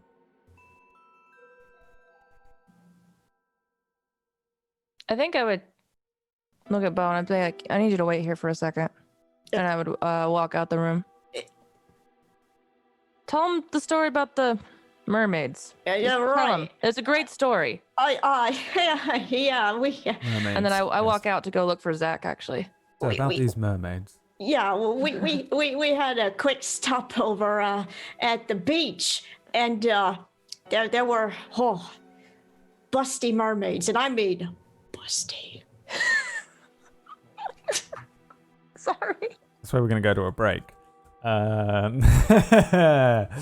going to have a short break here, and when we return, we will see precisely what is going on, where, when, whom, and whether Aura has made it into town or not. Thank you again for watching, everybody, and we'll be back in a few minutes. Go grab yourselves a nice cup of blood. Wait, what? Blood. Like assassins. Yes. You know? Like assassin's blood. Blood. No. Or like No? something else that you're going to put on the screen during break. All right. I guess see I'll... what you did yeah, there. all right. Well, there we go.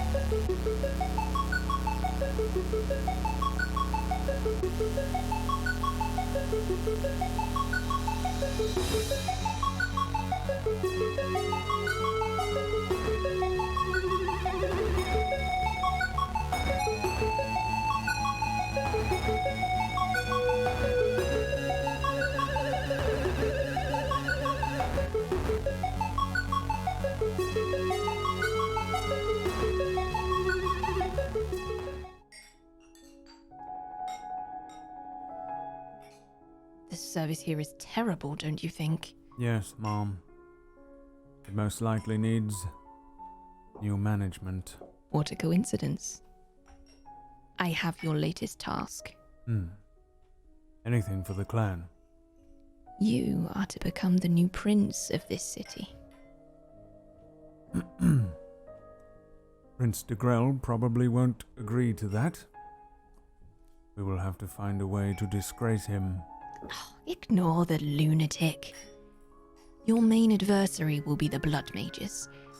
They hold the true power in Manchester. I know some malcontents that would be willing to help for a boon or two. Then gather them. Promise them whatever it takes. You are reliable, but to remind you, I will not accept failure. Of course. This is all I've ever wanted. Dinner is served, madam. Just as you like it. Fresh, young, ambitious.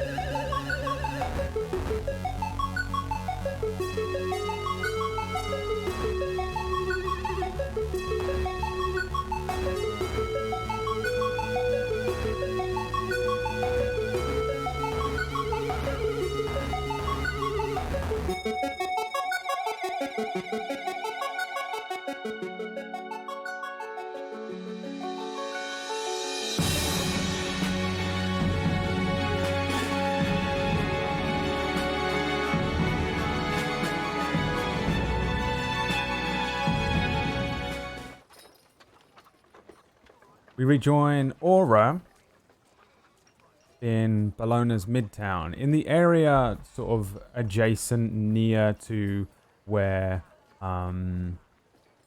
the Assassin's Guild is. You see Aura all the way through town.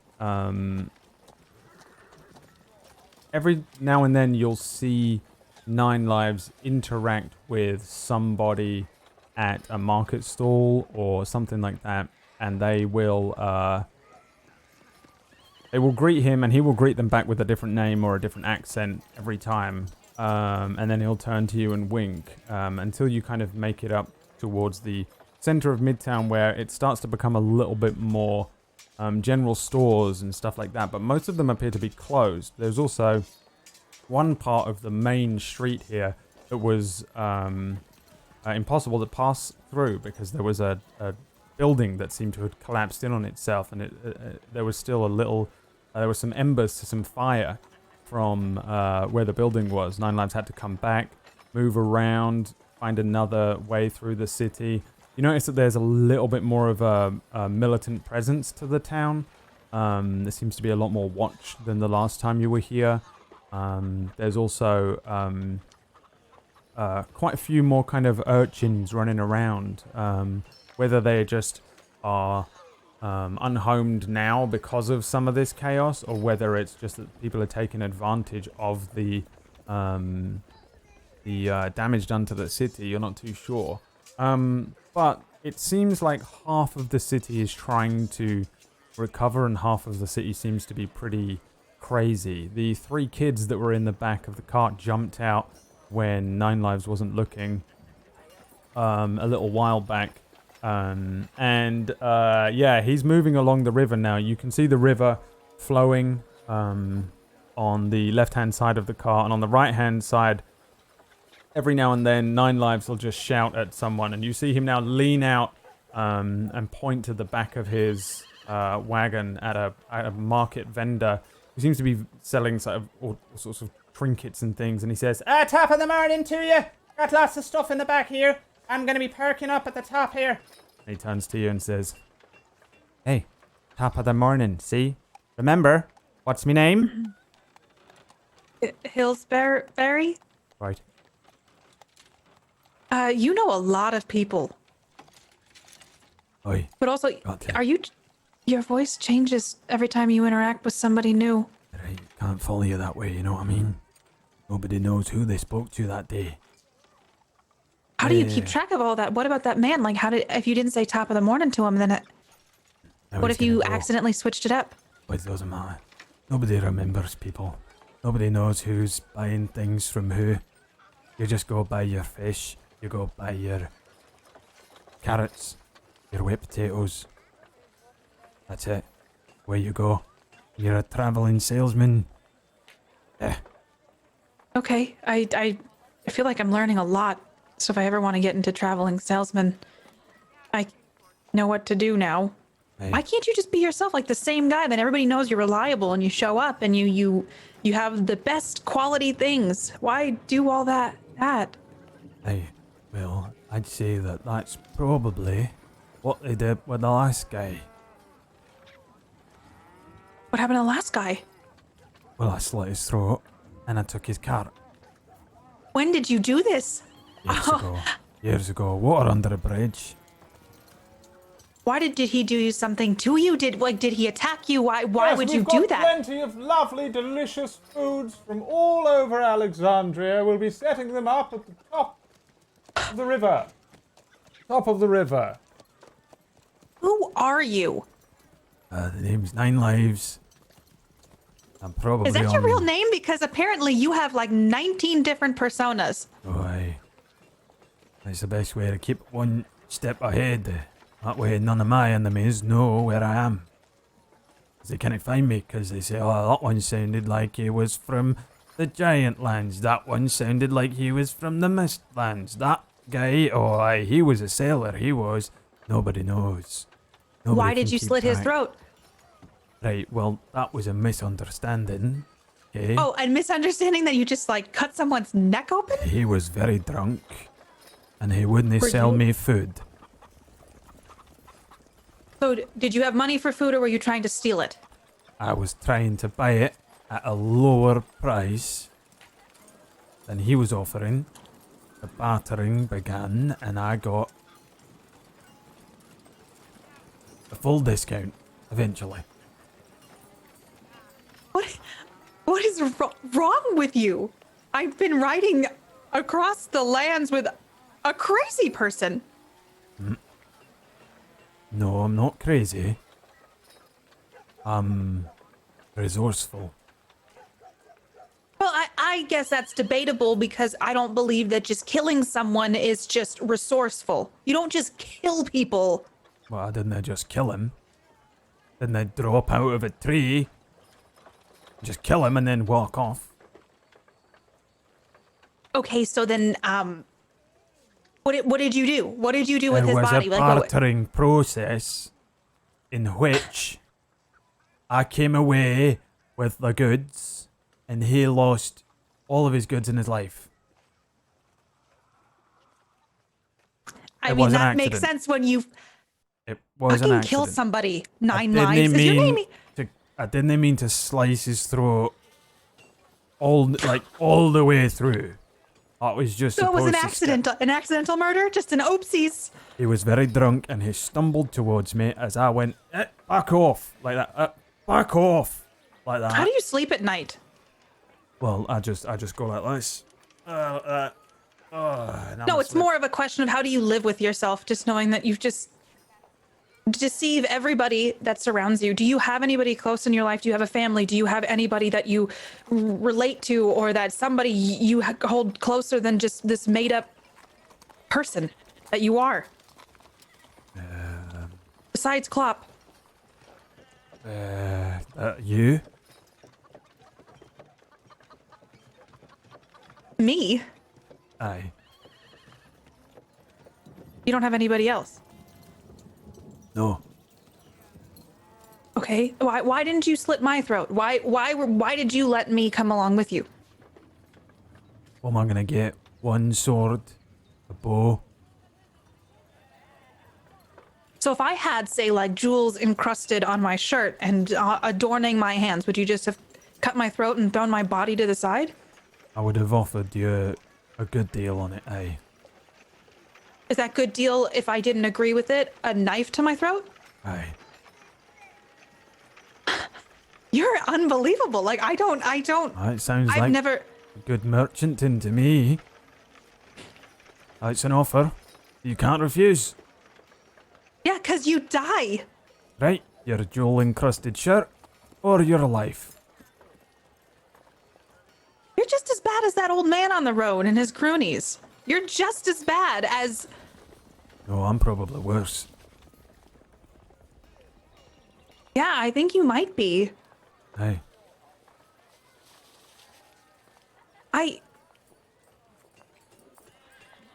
Have you been honest with me this whole time? Aye. Why me, though? Because you're not honest with anybody else. Oh, I am. I just don't spend too much time around other people. Do you miss being around people? Or do you like being alone? Well, I don't know if I like being alone, but I don't miss being around other people.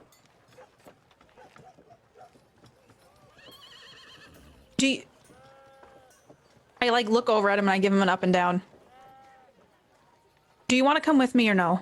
Or do you want to stay here and... Two Bobby Pet! Two Bobby Pet! Top of the river! What? Do you want to come with me and perhaps do something good for the world, or do you want to sell your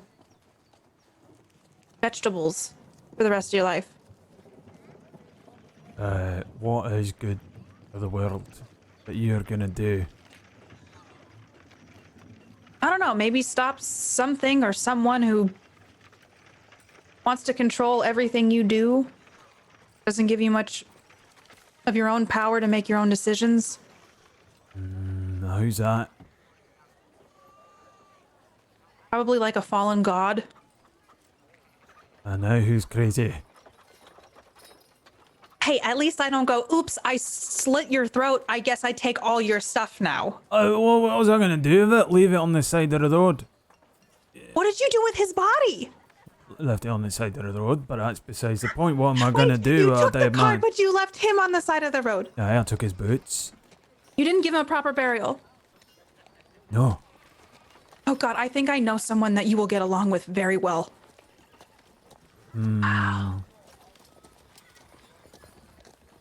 Right. Well, your offer is substantial, but I think I'll stick to selling my wares than going off on some poppycock fallen god doing good for the world adventure. I mean, that's your prerogative. I know that we might be able to use somebody like you. But, you know, you never quite know if you're going to come across another cart that you could just kill the owner of and take. That could be something that if this didn't work out, you could do. Or maybe you'll find purpose beyond selling your wet potatoes. Well, my purpose is keeping the old ticker beating, keeping my hands on the ends of my wrists. That'll do me. All right, if that's what you want out of life, that's fair. I can't do that. Alright, do you want to help me sell these things, or are you gonna go to the I have to go. I have to take care of some stuff. I mean, it seems like you have a lot of friends here who you can sell things to. Right. Just be careful that you don't say one accent around one person that has heard another accent, or people might get suspicious. Right. Have you sold stuff here before? Oh, aye, yeah, plenty of times. I've been doing this for years. Honestly, I think it's a miracle you're still alive. Aye. You do some shady stuff. And you're off to the Assassin's Guild, is that right? Yeah, I am, but I'm not doing the assassinating. Why, what are you Apparently doing? you are. Why don't you could work there, essentially. Really? Do you think they want to buy some of this here stuff? They probably got a lot of money, right? I mean, do they have like the pantry or something? I mean, I'm assuming that they have to eat, but all I really think about is they just talk about murder all the time. I don't really think about them sitting down eating meals. Aye. They seem the sort. I guess, I mean, if you want to come with me, Assassin's Guild, not really my thing. I like to keep my head undercover, you know what I'm saying? Don't really want to be on the Assassin's watch, you know?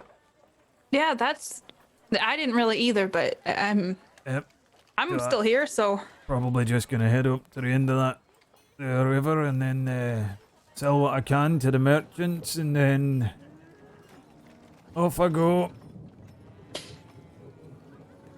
I appreciate the ride, and I also appreciate you not killing me. Right.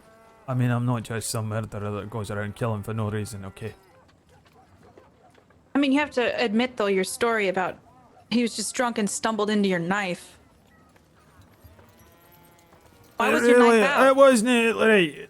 You have to understand, I went close to him, I said, you come out that there food, or you're dead.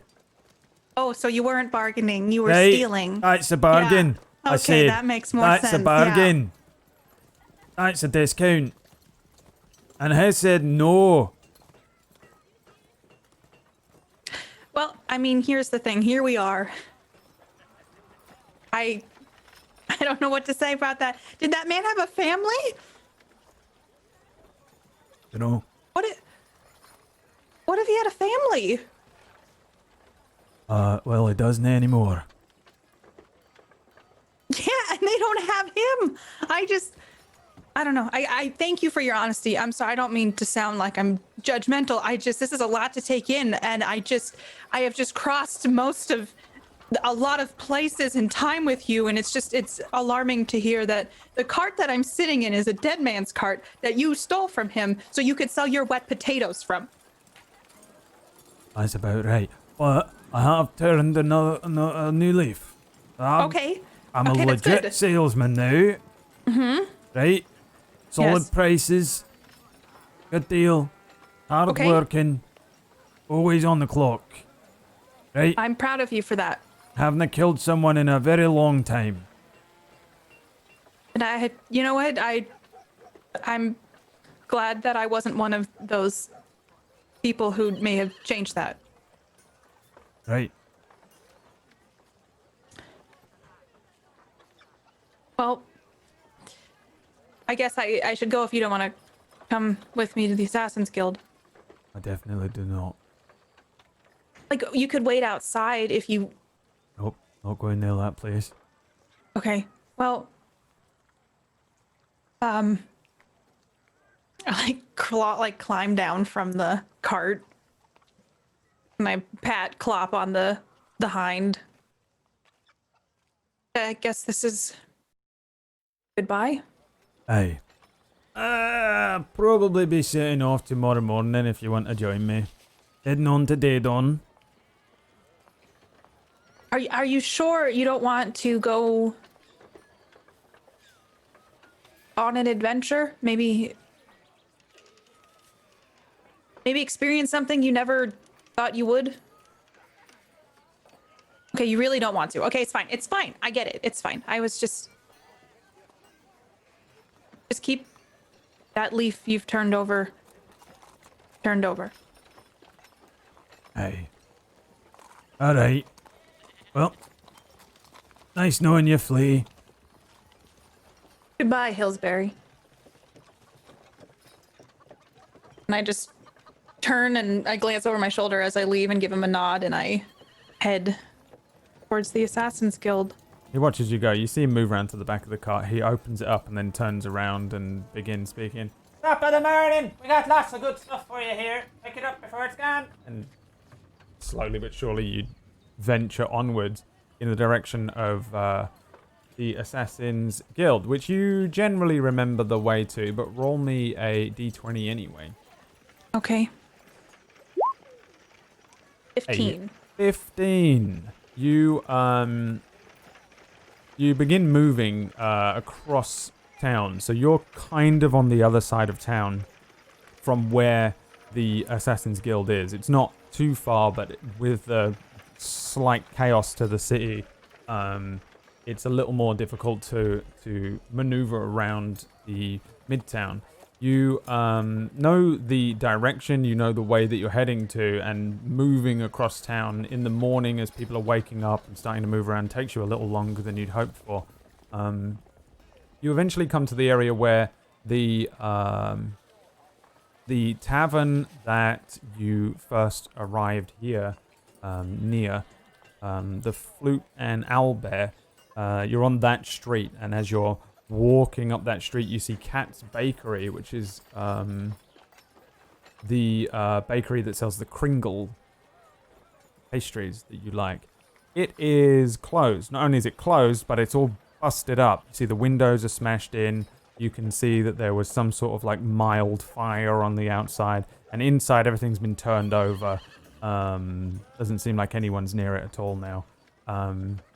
As you move up a little further, you can see that the tavern is in full swing. The doors are open. You walk past the area where you kind of ended up in that one-on-one with Mr. Grimm, and you get to the corner where there is a barrel, a notable barrel. You look in the barrel. No, if I pretend the barrel's not there. And the barrel is not there. And yeah, you come to a door where the it says the Duke and Trap, which is the bar. I can't remember what Aura knows. I think she knew everything, but I can't remember if she knew which entrance. I know you didn't go in there, but I can't remember if you actually... I feel like you didn't go near it. So you know that the Duke and Trap is here, and that there's a secret. We know there's a secret entrance in a kind of an outside-facing basement area a little further down the alleyway. But yeah, you come to this area. What do you do? I think I know the general area. Very closed, by the way. Okay. I think I know the general area that they go into for the Assassin's Guild. I think I stood outside the time the others went in. I'm just gonna make my way. It looks like a door though, like a secondary basement door kind of thing. Yeah, it's like it's like an open from street side. You walk down a set of small steps and then to like an underground basement thing, but it's open. You can see into it. It just looks like a small basement area that would be used for storage, but just is used for nothing at the moment for the area. Most likely vagrants will sleep down there. But yeah, you know that's there as well. But inside, there's no doors or anything. Doesn't look like it actually leads to anywhere. Because if I remember correctly, the others went down and I stood outside with Kalugi. So I'm just going to start going over to the general area I saw people go in. And I'm just going to start knocking on things. Oh, in the basement part? Yeah. Okay, yeah. Roll me a d20. I'm just like walking around walls, like knocking on stuff. Yeah. 15. Yeah, you walk down into this kind of basemented area, look around for a moment, and then just start hitting bits of walls. It just feels like you're hitting like brick. And yeah, you start doing that for a little while, and that's where we're going to switch over once again to the jungle in Yoskorin, the gnomish homeland. So the few of you that are here most likely had a little rest, I think. Did you have like a full sleep or just like a nap, or what was the plan? Oh no, you were going to discuss things. Sorry, I thought we left you when you were about to have a nap, but actually you were going to discuss the sub that Kairo had. So yeah, excuse me, we return to you returning, probably Toby with another slice of cake. I'm not giving any to him unless he asks for it, and I doubt he'd ask. I can't remember. One of you was going to get more cake. I can't remember. I would, yeah. But that would be the sweet little recovering thing here. Okay, then yes, Kairo has another slice of cake. Apologies.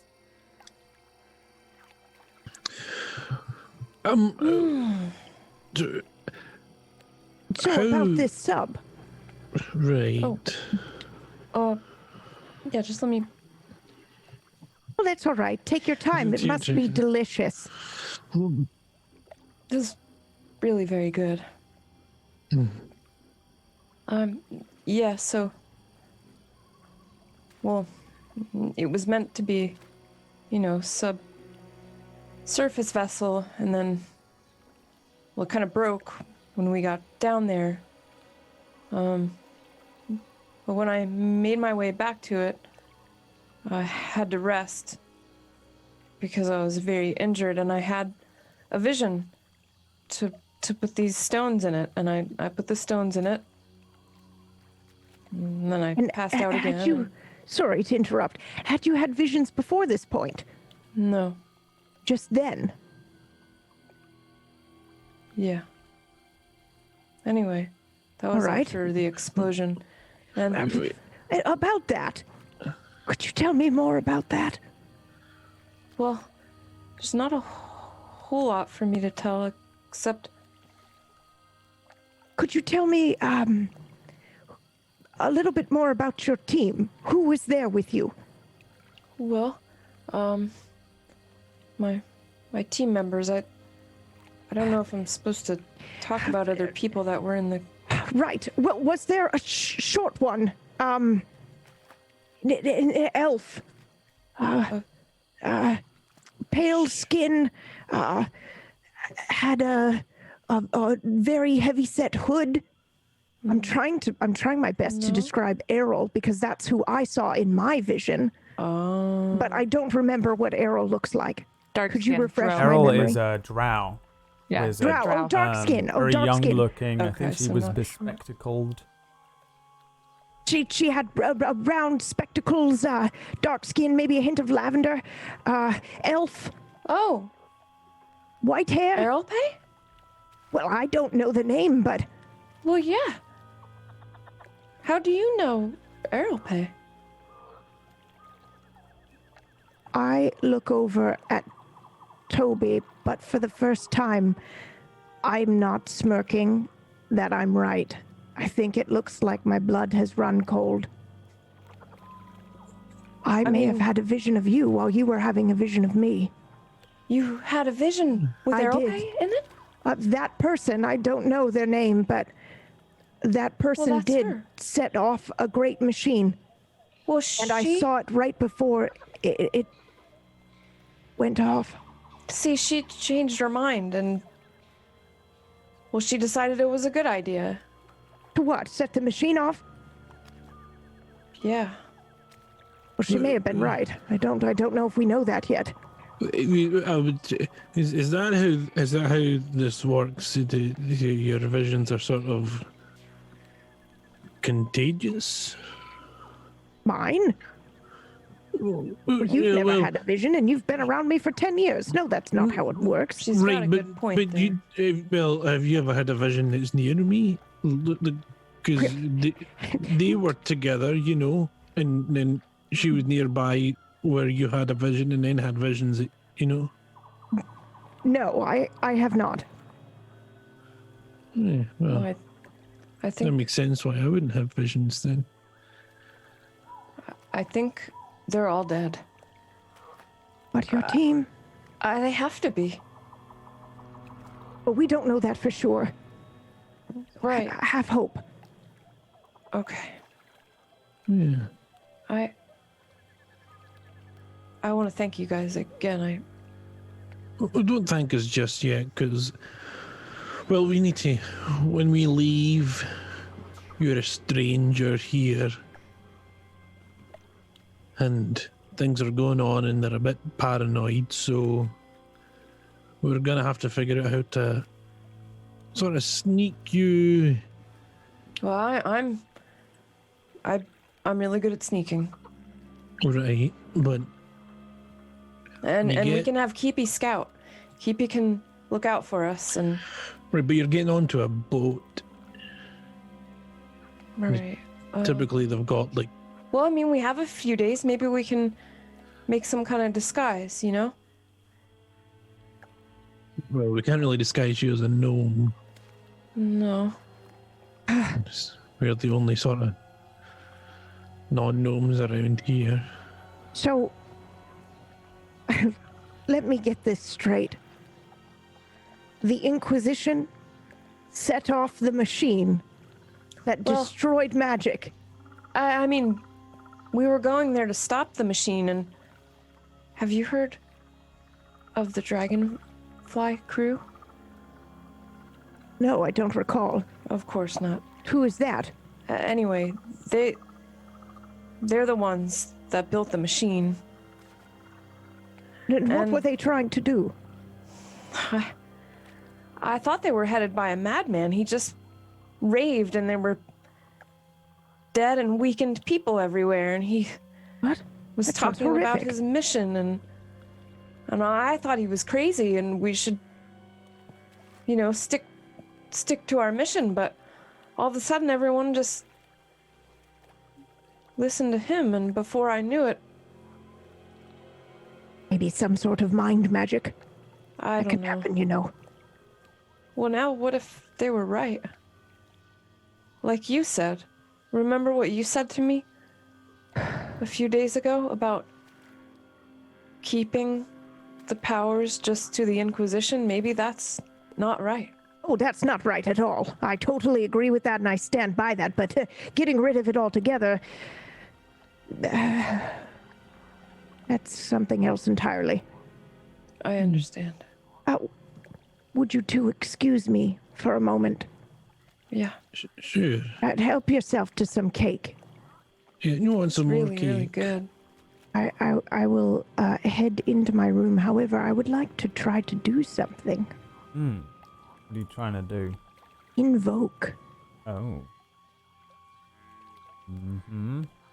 Let's see. It costs AP. Third from the bottom. Yes, it costs 3 fancy AP.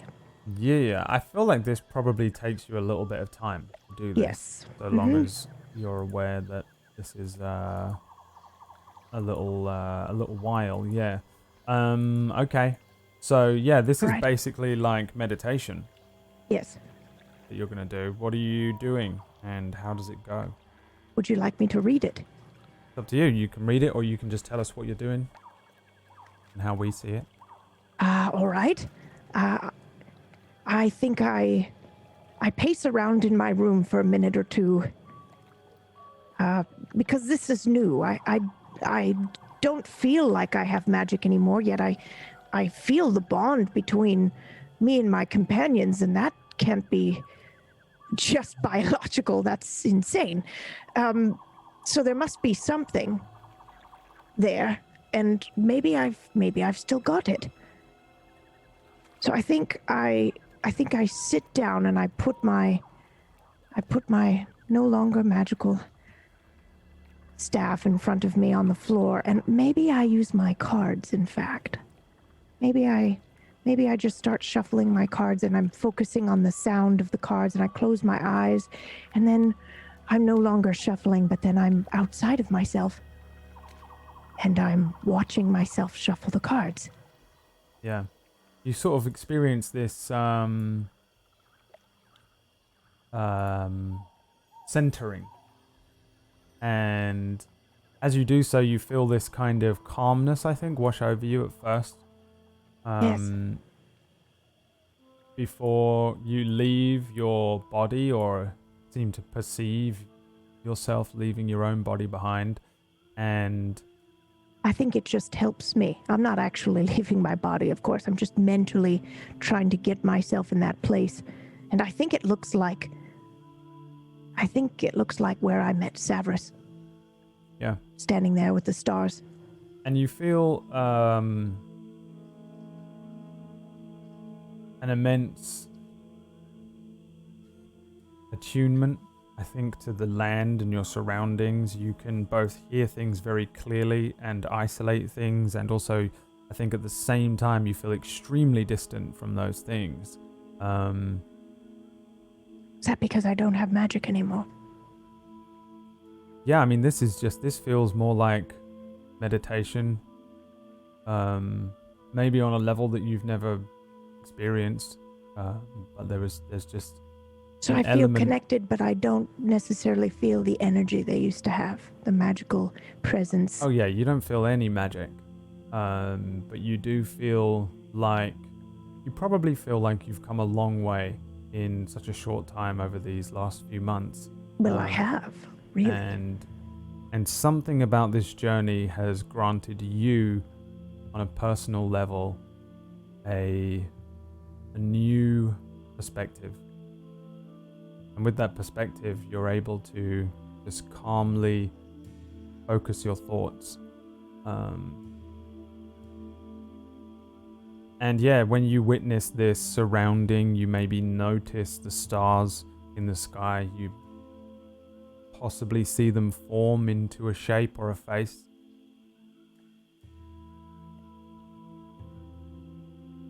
Ooh. Oh, I think I don't recognize it. I think if they do form, it's probably shifting continually into many faces that I have seen before. Maybe one for a moment, and then maybe the face of my daughter. You know, but it's very fluid and it changes quickly. But I do see someone there, standing there, right? Me. You see, yeah. I mean, that's however you perceive this is how you perceive it.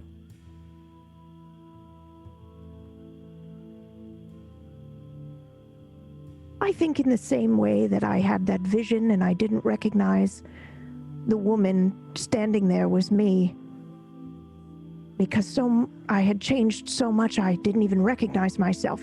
I think that happens again here.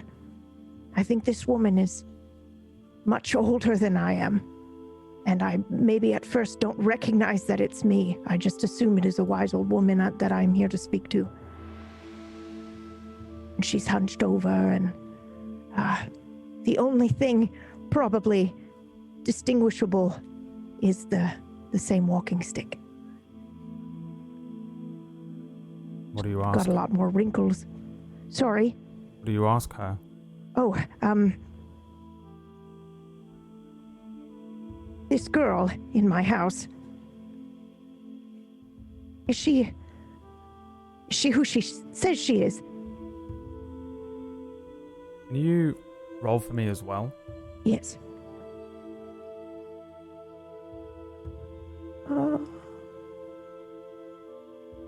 Dear God.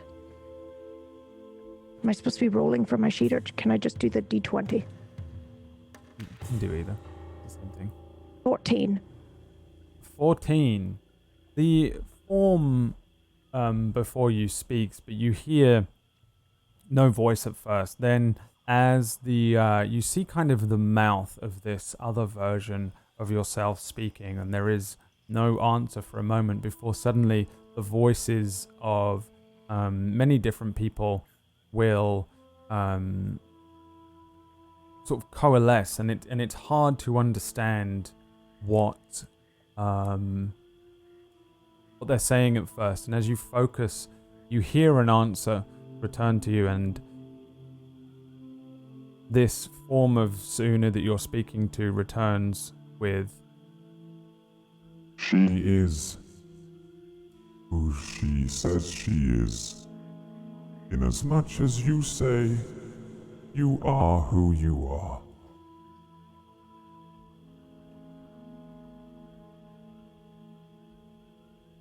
Did we do the right thing?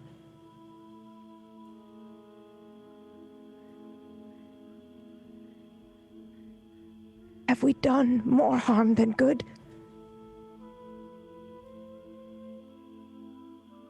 Who is to decide? Who is good? Who does harm?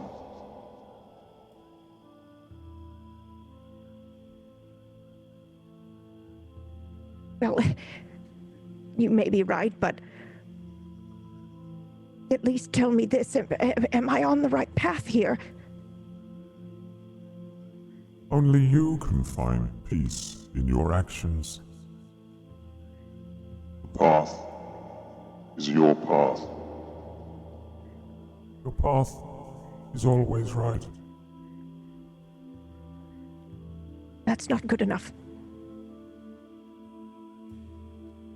Do you see a path before you? Well, I see several, honestly. I can leave with these two to Bellona, or I can stay here and wait for them to come to me. I just don't know which one's the right one. Search your feelings. You know the path.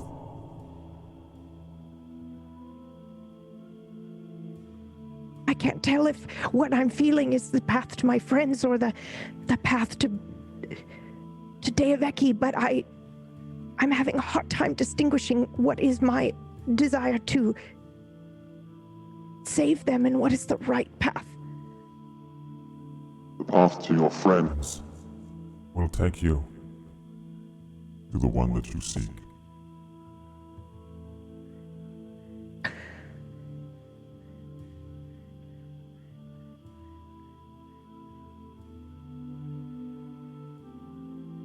If I bring Mr. Tobith with me, am I putting him in danger? Who are you to control his actions? If you place him in harm's way, and you live,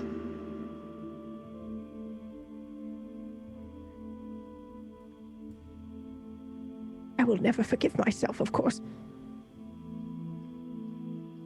He doesn't know how serious all this is. He barely believes half of it.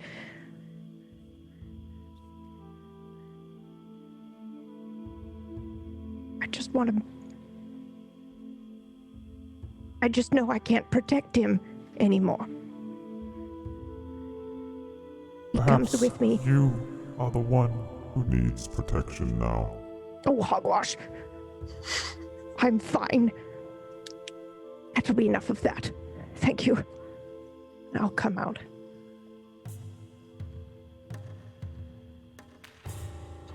So, I think the plan... Oh, hi, Suuna. Oh, I think it takes me quite a while. Talking to someone. I think I'm gone, right, Bradley? This takes me a while. We were just having a chat about how we're going to get you. Okay, right, well... Sorry. That's fine. I meant I come out of the meditation. So I was thinking ideas to get you onto the ship. Okay. I mean, they don't know what I look like, but I...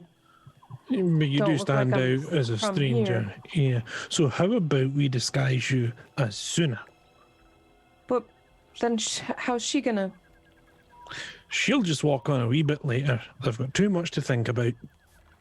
But won't they notice that there are two Suunas? I don't think they'll notice. They've got too much to think about. But okay. How are we gonna make me look like her? But you know, scarves, a stick, bad attitude. What? Well, that's kind of mean. She doesn't have a bad attitude. Yeah, maybe, I mean, bad attitude's not the... I mean, you guys just... words. We fight a lot. An abrasive attitude. I wouldn't say that either. Well, I never started. It's always her. No, I didn't. I've been here for 2 days. Are you starting it? I think it's catching. You've probably caught it now. Oh, no, You're trying to bicker with me now. It's all right.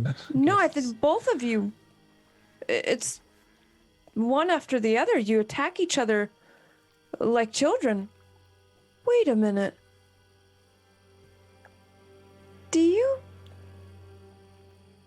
Are you in love with her? You're not her brother. And you love her, don't you? No, that's not. It's not really too. It's not my style. I don't do that. I'm more of a No, you. I see the way you. I would say more. I see it now. I see it now. You should tell her. Lone wolf sort of. No, I guess you I'm in should the tell jungle. her. I'm like a jaguar or or something. You know, I'm just kind of, I'm not the The people that fight this much because they care what the other person thinks. It's just You care what she thinks. You're too young to understand. That's what I'm it is. not too young to understand this. You're Mr. totally Tobus. It's friendly competition between the admittedly. I mean, say the what you best will, and if two- you're not ready to tell her, I won't. But do you realize you're blushing? No, it's just the sun. We haven't been outside. Trust me, it's all. You must just it looks like you've been drinking. You must just be noticing. You're like, also stuttering a little bit. It's just well, I mean, your I'm pupils trying. are rather dilated. I'm trying to get I'm in with between. The Inquisition. We're trained to investigate and interrogate. You know, that's how it is. And not how you think it is. Now that I see it, I can't unsee it. It's as plain as if I wasn't all banged up, I would have noticed this sooner. I'm a pretty good judge, but I won't. I won't. I say knew anything. you were catching that trouble, making mischief of her. She's not a troublemaker. Inquisition and All right, I mean, just you say none so. of that silly talk about loving and. I don't know. Meanwhile, back at the Assassin's Guild.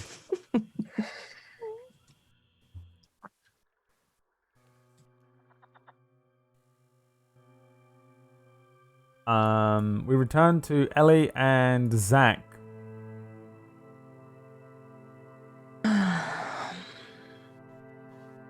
And Kalugi. Kalugi and the barmaid who has a name, and I will remember it. I never remember her name. No one does. It's probably not her real name. That's why. Nell. Yeah, you head up to the Duke and Trap, up through probably the trap door. Hence the name Duke and Trap. And as you head up there, the barmaid Nell turns around, sees you, and kind of gives you like a wide-eyed look, and then glances back to Nell. Zach is the big boss man, and she says, "All right, love, can I get you anything?" No. I look at Zach and I'm like, I gotta talk to you about something. Kalugi is asleep on the back row of benches, kind of worn. This is so worn down, this place. It's awful. You wouldn't want to sleep on those benches, but he's doing it anyway. Zach turns to you and says, I don't think he's actually asleep. I think he's just afraid. I think a lot of people are afraid right now. Is there any reason that you brought him in and tortured him? I didn't torture him. That's not I gave what him you alcohol. I did not torture him. I threatened to torture him. I wanted him to give us some answers. I'm looking for that paladin Grim. Well, he's probably not a paladin anymore, but I'm still looking for him. Did you get your answers? No, he asked a lot of questions. Are you sure we can trust this guy? The Inquisitor. Yes. Say what you will about the Inquisition, they get their work done, and I believe their interests lie with the greater good. I don't even know what the greater good is anymore. I kill people for a living. I've killed gods, and now here I am. Don't know what's good, don't know what's bad anymore, honestly. Indeed. We are the Blade. Yeah, well, I didn't know you had such close ties to the Inquisition. Frankly, we usually do not. However, they are benefactors of ours, and they always have been. A contract is a contract. Yeah. He wants us to go back with him. He wants to show us something. You sure it's not a trap?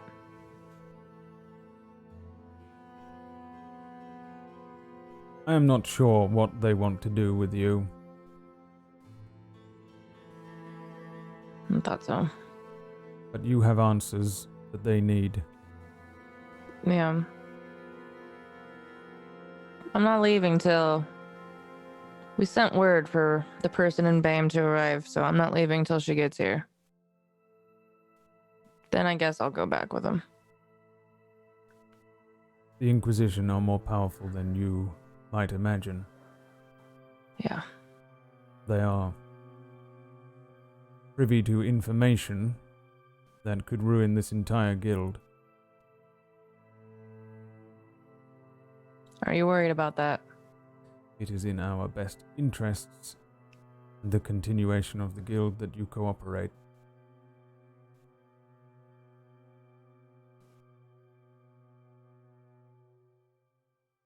All right. That being After said, that person gets here. perhaps you could work some counterintelligence for us. All right. I'm not sure if they're going to take you to a safe house, but from what I understand, they can't. They need to show you something. Yeah. The headquarters. He said it was too big to move. I suspect it will be very important. Yeah. Well, and we'll have 2 sets of eyes, because Beau's coming with us as well, and we'll see what we can find out. If they decide to keep you, we will not be mounting a rescue for you. All right. I'll find a way out. I don't know why they keep me. I mean, they can only get so much before I have nothing left to give them, and they can just throw me back out. Would you risk yourself for the bard? Yes. And what about him? I imagine so, yes. We've already risked ourselves for each other. May I ask you a personal question? Go ahead. What has changed?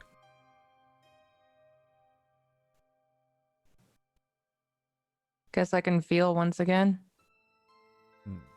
But before that, And I got close to people. You know, that thing you hate.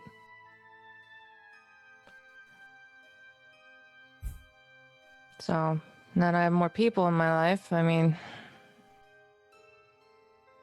it's only human. do you wish to run this guild? Yeah, but we gotta worry about first things first. Then you The will Inquisition's need to cut coming all of after those me. ties eventually. Well, eventually, I'm sure we all will go on about our lives.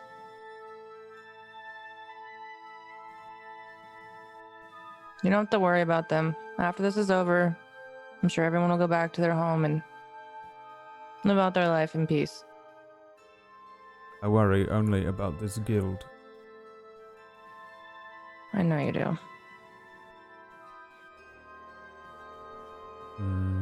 Whatever is going on, whatever your involvement, you should conduct yourself in the best interests of this guild.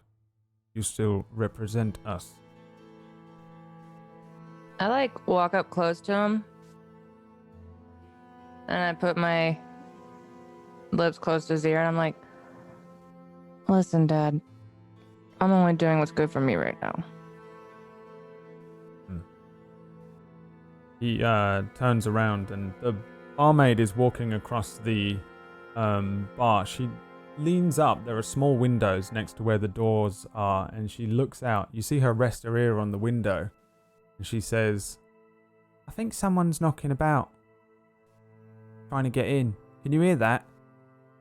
And you can hear a dull kind of soft banging noise. I'll go check it out. You don't need to worry about me, Zach. I'll be fine. I'm not gonna do anything that would hurt the guild. I think you should know that by now.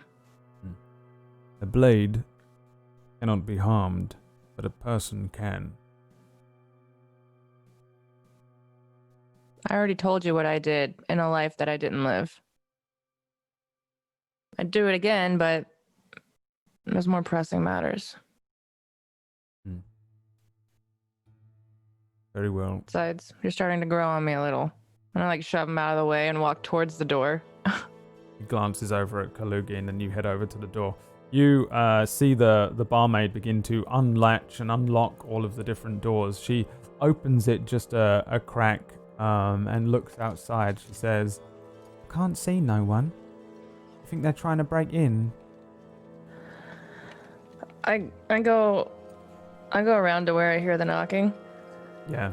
You move around. It's a little further down, but it's kind of the basement access area near where this tavern is. You can hear this like soft thudding.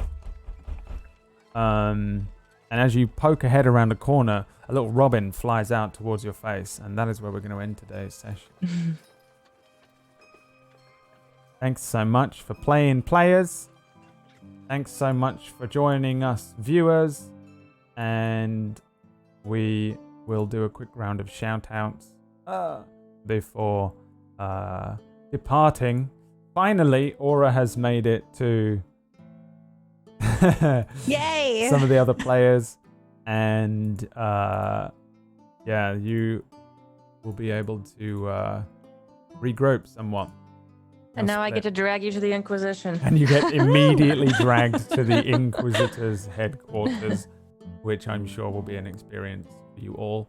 And we'll see how that goes next week. Let's do a little round of shout-outs.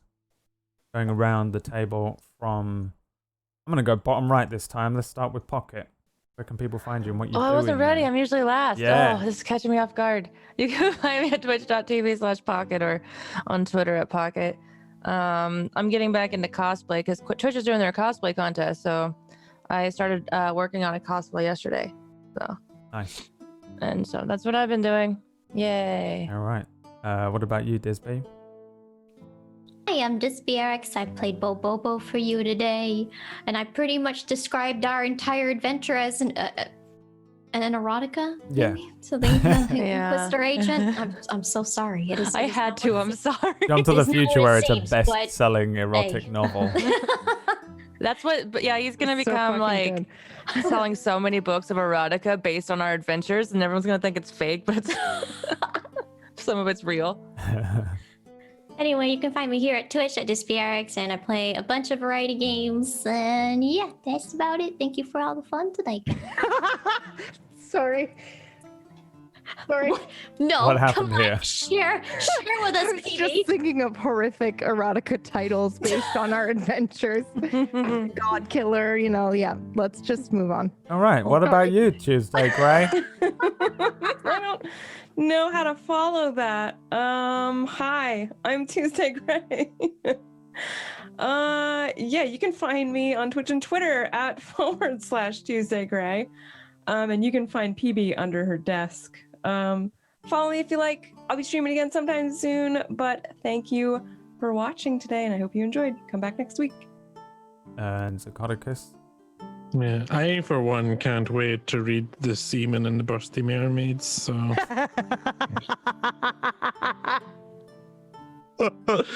Oh, I can't wait for that. Anyway, hi everyone, I'm Zgodicus. You can find me in all the places. It's Zgodicus on all of them. I have a podcast, the Zgodcast, and the latest episode with Day by Dave is out. You can find that in all the podcast places. Just search Zgodcast.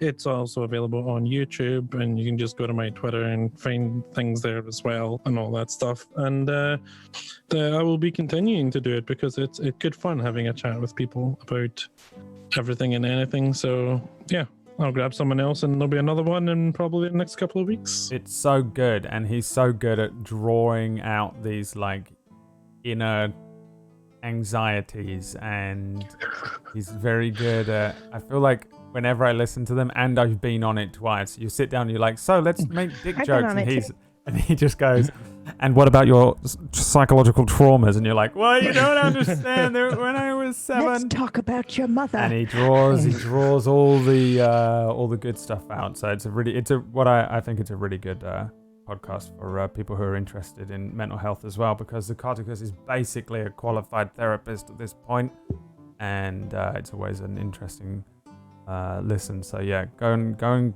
Google that Zacotcast, please. Thank you. And then someone who is no longer under the table or a car. It's PB. How was your week? Okay. Some people haven't seen us since last Sunday or watch only this. Yeah, because there was no gone this week because I literally got hit by a car on Wednesday. So yeah, but I'm all right. And I'm maybe streaming on my channel through Silent Hill, potentially. But also I could be laying on the couch. It's hit or miss. Medicated.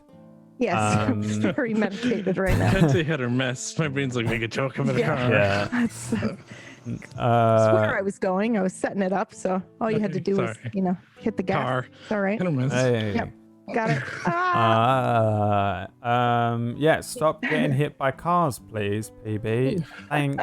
Stop getting hit by Karens. Stop getting hit by Karens. Oh yeah, that's the best part of the story. I was hit by a woman named Karen outside of a Starbucks. She wasn't wearing a mask. It was the best. Anyway.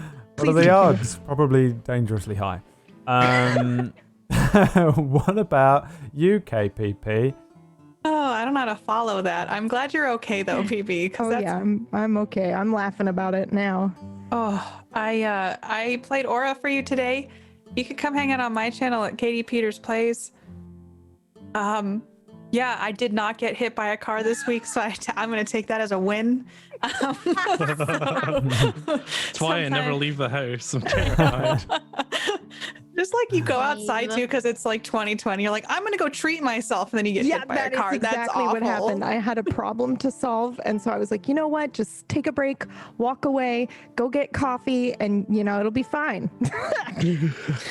not Wednesday. No. But I'm sometimes here for Wednesday Forgone too, when PB is not also hit by a car, and so hopefully this next week will be that way. But yeah, that's me. Okay, bye. Ding. All right. Well, thanks for watching, everyone. Make sure to check out all of our other shows this week. We have shows on all week, including a new show starting on Saturday, which is called Lychee, and it's about... Oh, fuck off. I know. I'm just making the joke before Whack does. It's called Lychee, and it's all about... exotic fruit. Exotic fruit, man. We've got everything from lychee to quambambo in the show. Got those little kiwi berries as well. All-star cast. So make sure you jot down that on Saturday the 26th at 4 Eastern. Yes. There will be a new show starting up. So that's this week. Make sure that you write down everything about it, because there will be a test next Sunday. Mm-hmm. And that's it, I think, for announcements. Congratulations, PB. You made it through another week. I'm personally very proud of you. And congratulations, players. You all made it through another week in the game. And things should get very interesting now on, because I've been waiting for 3 and 3 to happen. 3 and 3. Now you're split in 2 groups of 3. Probably, maybe some things will go on. I don't know. I'm enjoying sitting back and just kind of watching a little more, and just being able to watch your characters interact with stuff. So it's been really fun to witness this weird DLC Season 2 quest version of Dying Order, but it's not over yet. We'll see you next Sunday. Thanks again for watching, and peace out, boys. Bye. Bye-bye. Bye. None of my videos work today. Bye. Hello. Bye. Bye. Bye. Bye. Bye. I'm going to run the trailer instead. Look both ways. The service here is terrible, don't you think? Yes, Mom. It most likely needs new management. What a coincidence. I have your latest task. Anything for the clan. You are to become the new prince of this city. Prince de Grell probably won't agree to that. We will have to find a way to disgrace him. Ignore the lunatic. Your main adversary will be the Blood Mages. They hold the true power in Manchester. I know some malcontents that would be willing to help for a boon or two. Then gather them. Promise them whatever it takes. You are reliable, but to remind you, I will not accept failure. Of course, this is all I've ever wanted. Dinner is served, madam. Just as you like it. Fresh, young, ambitious.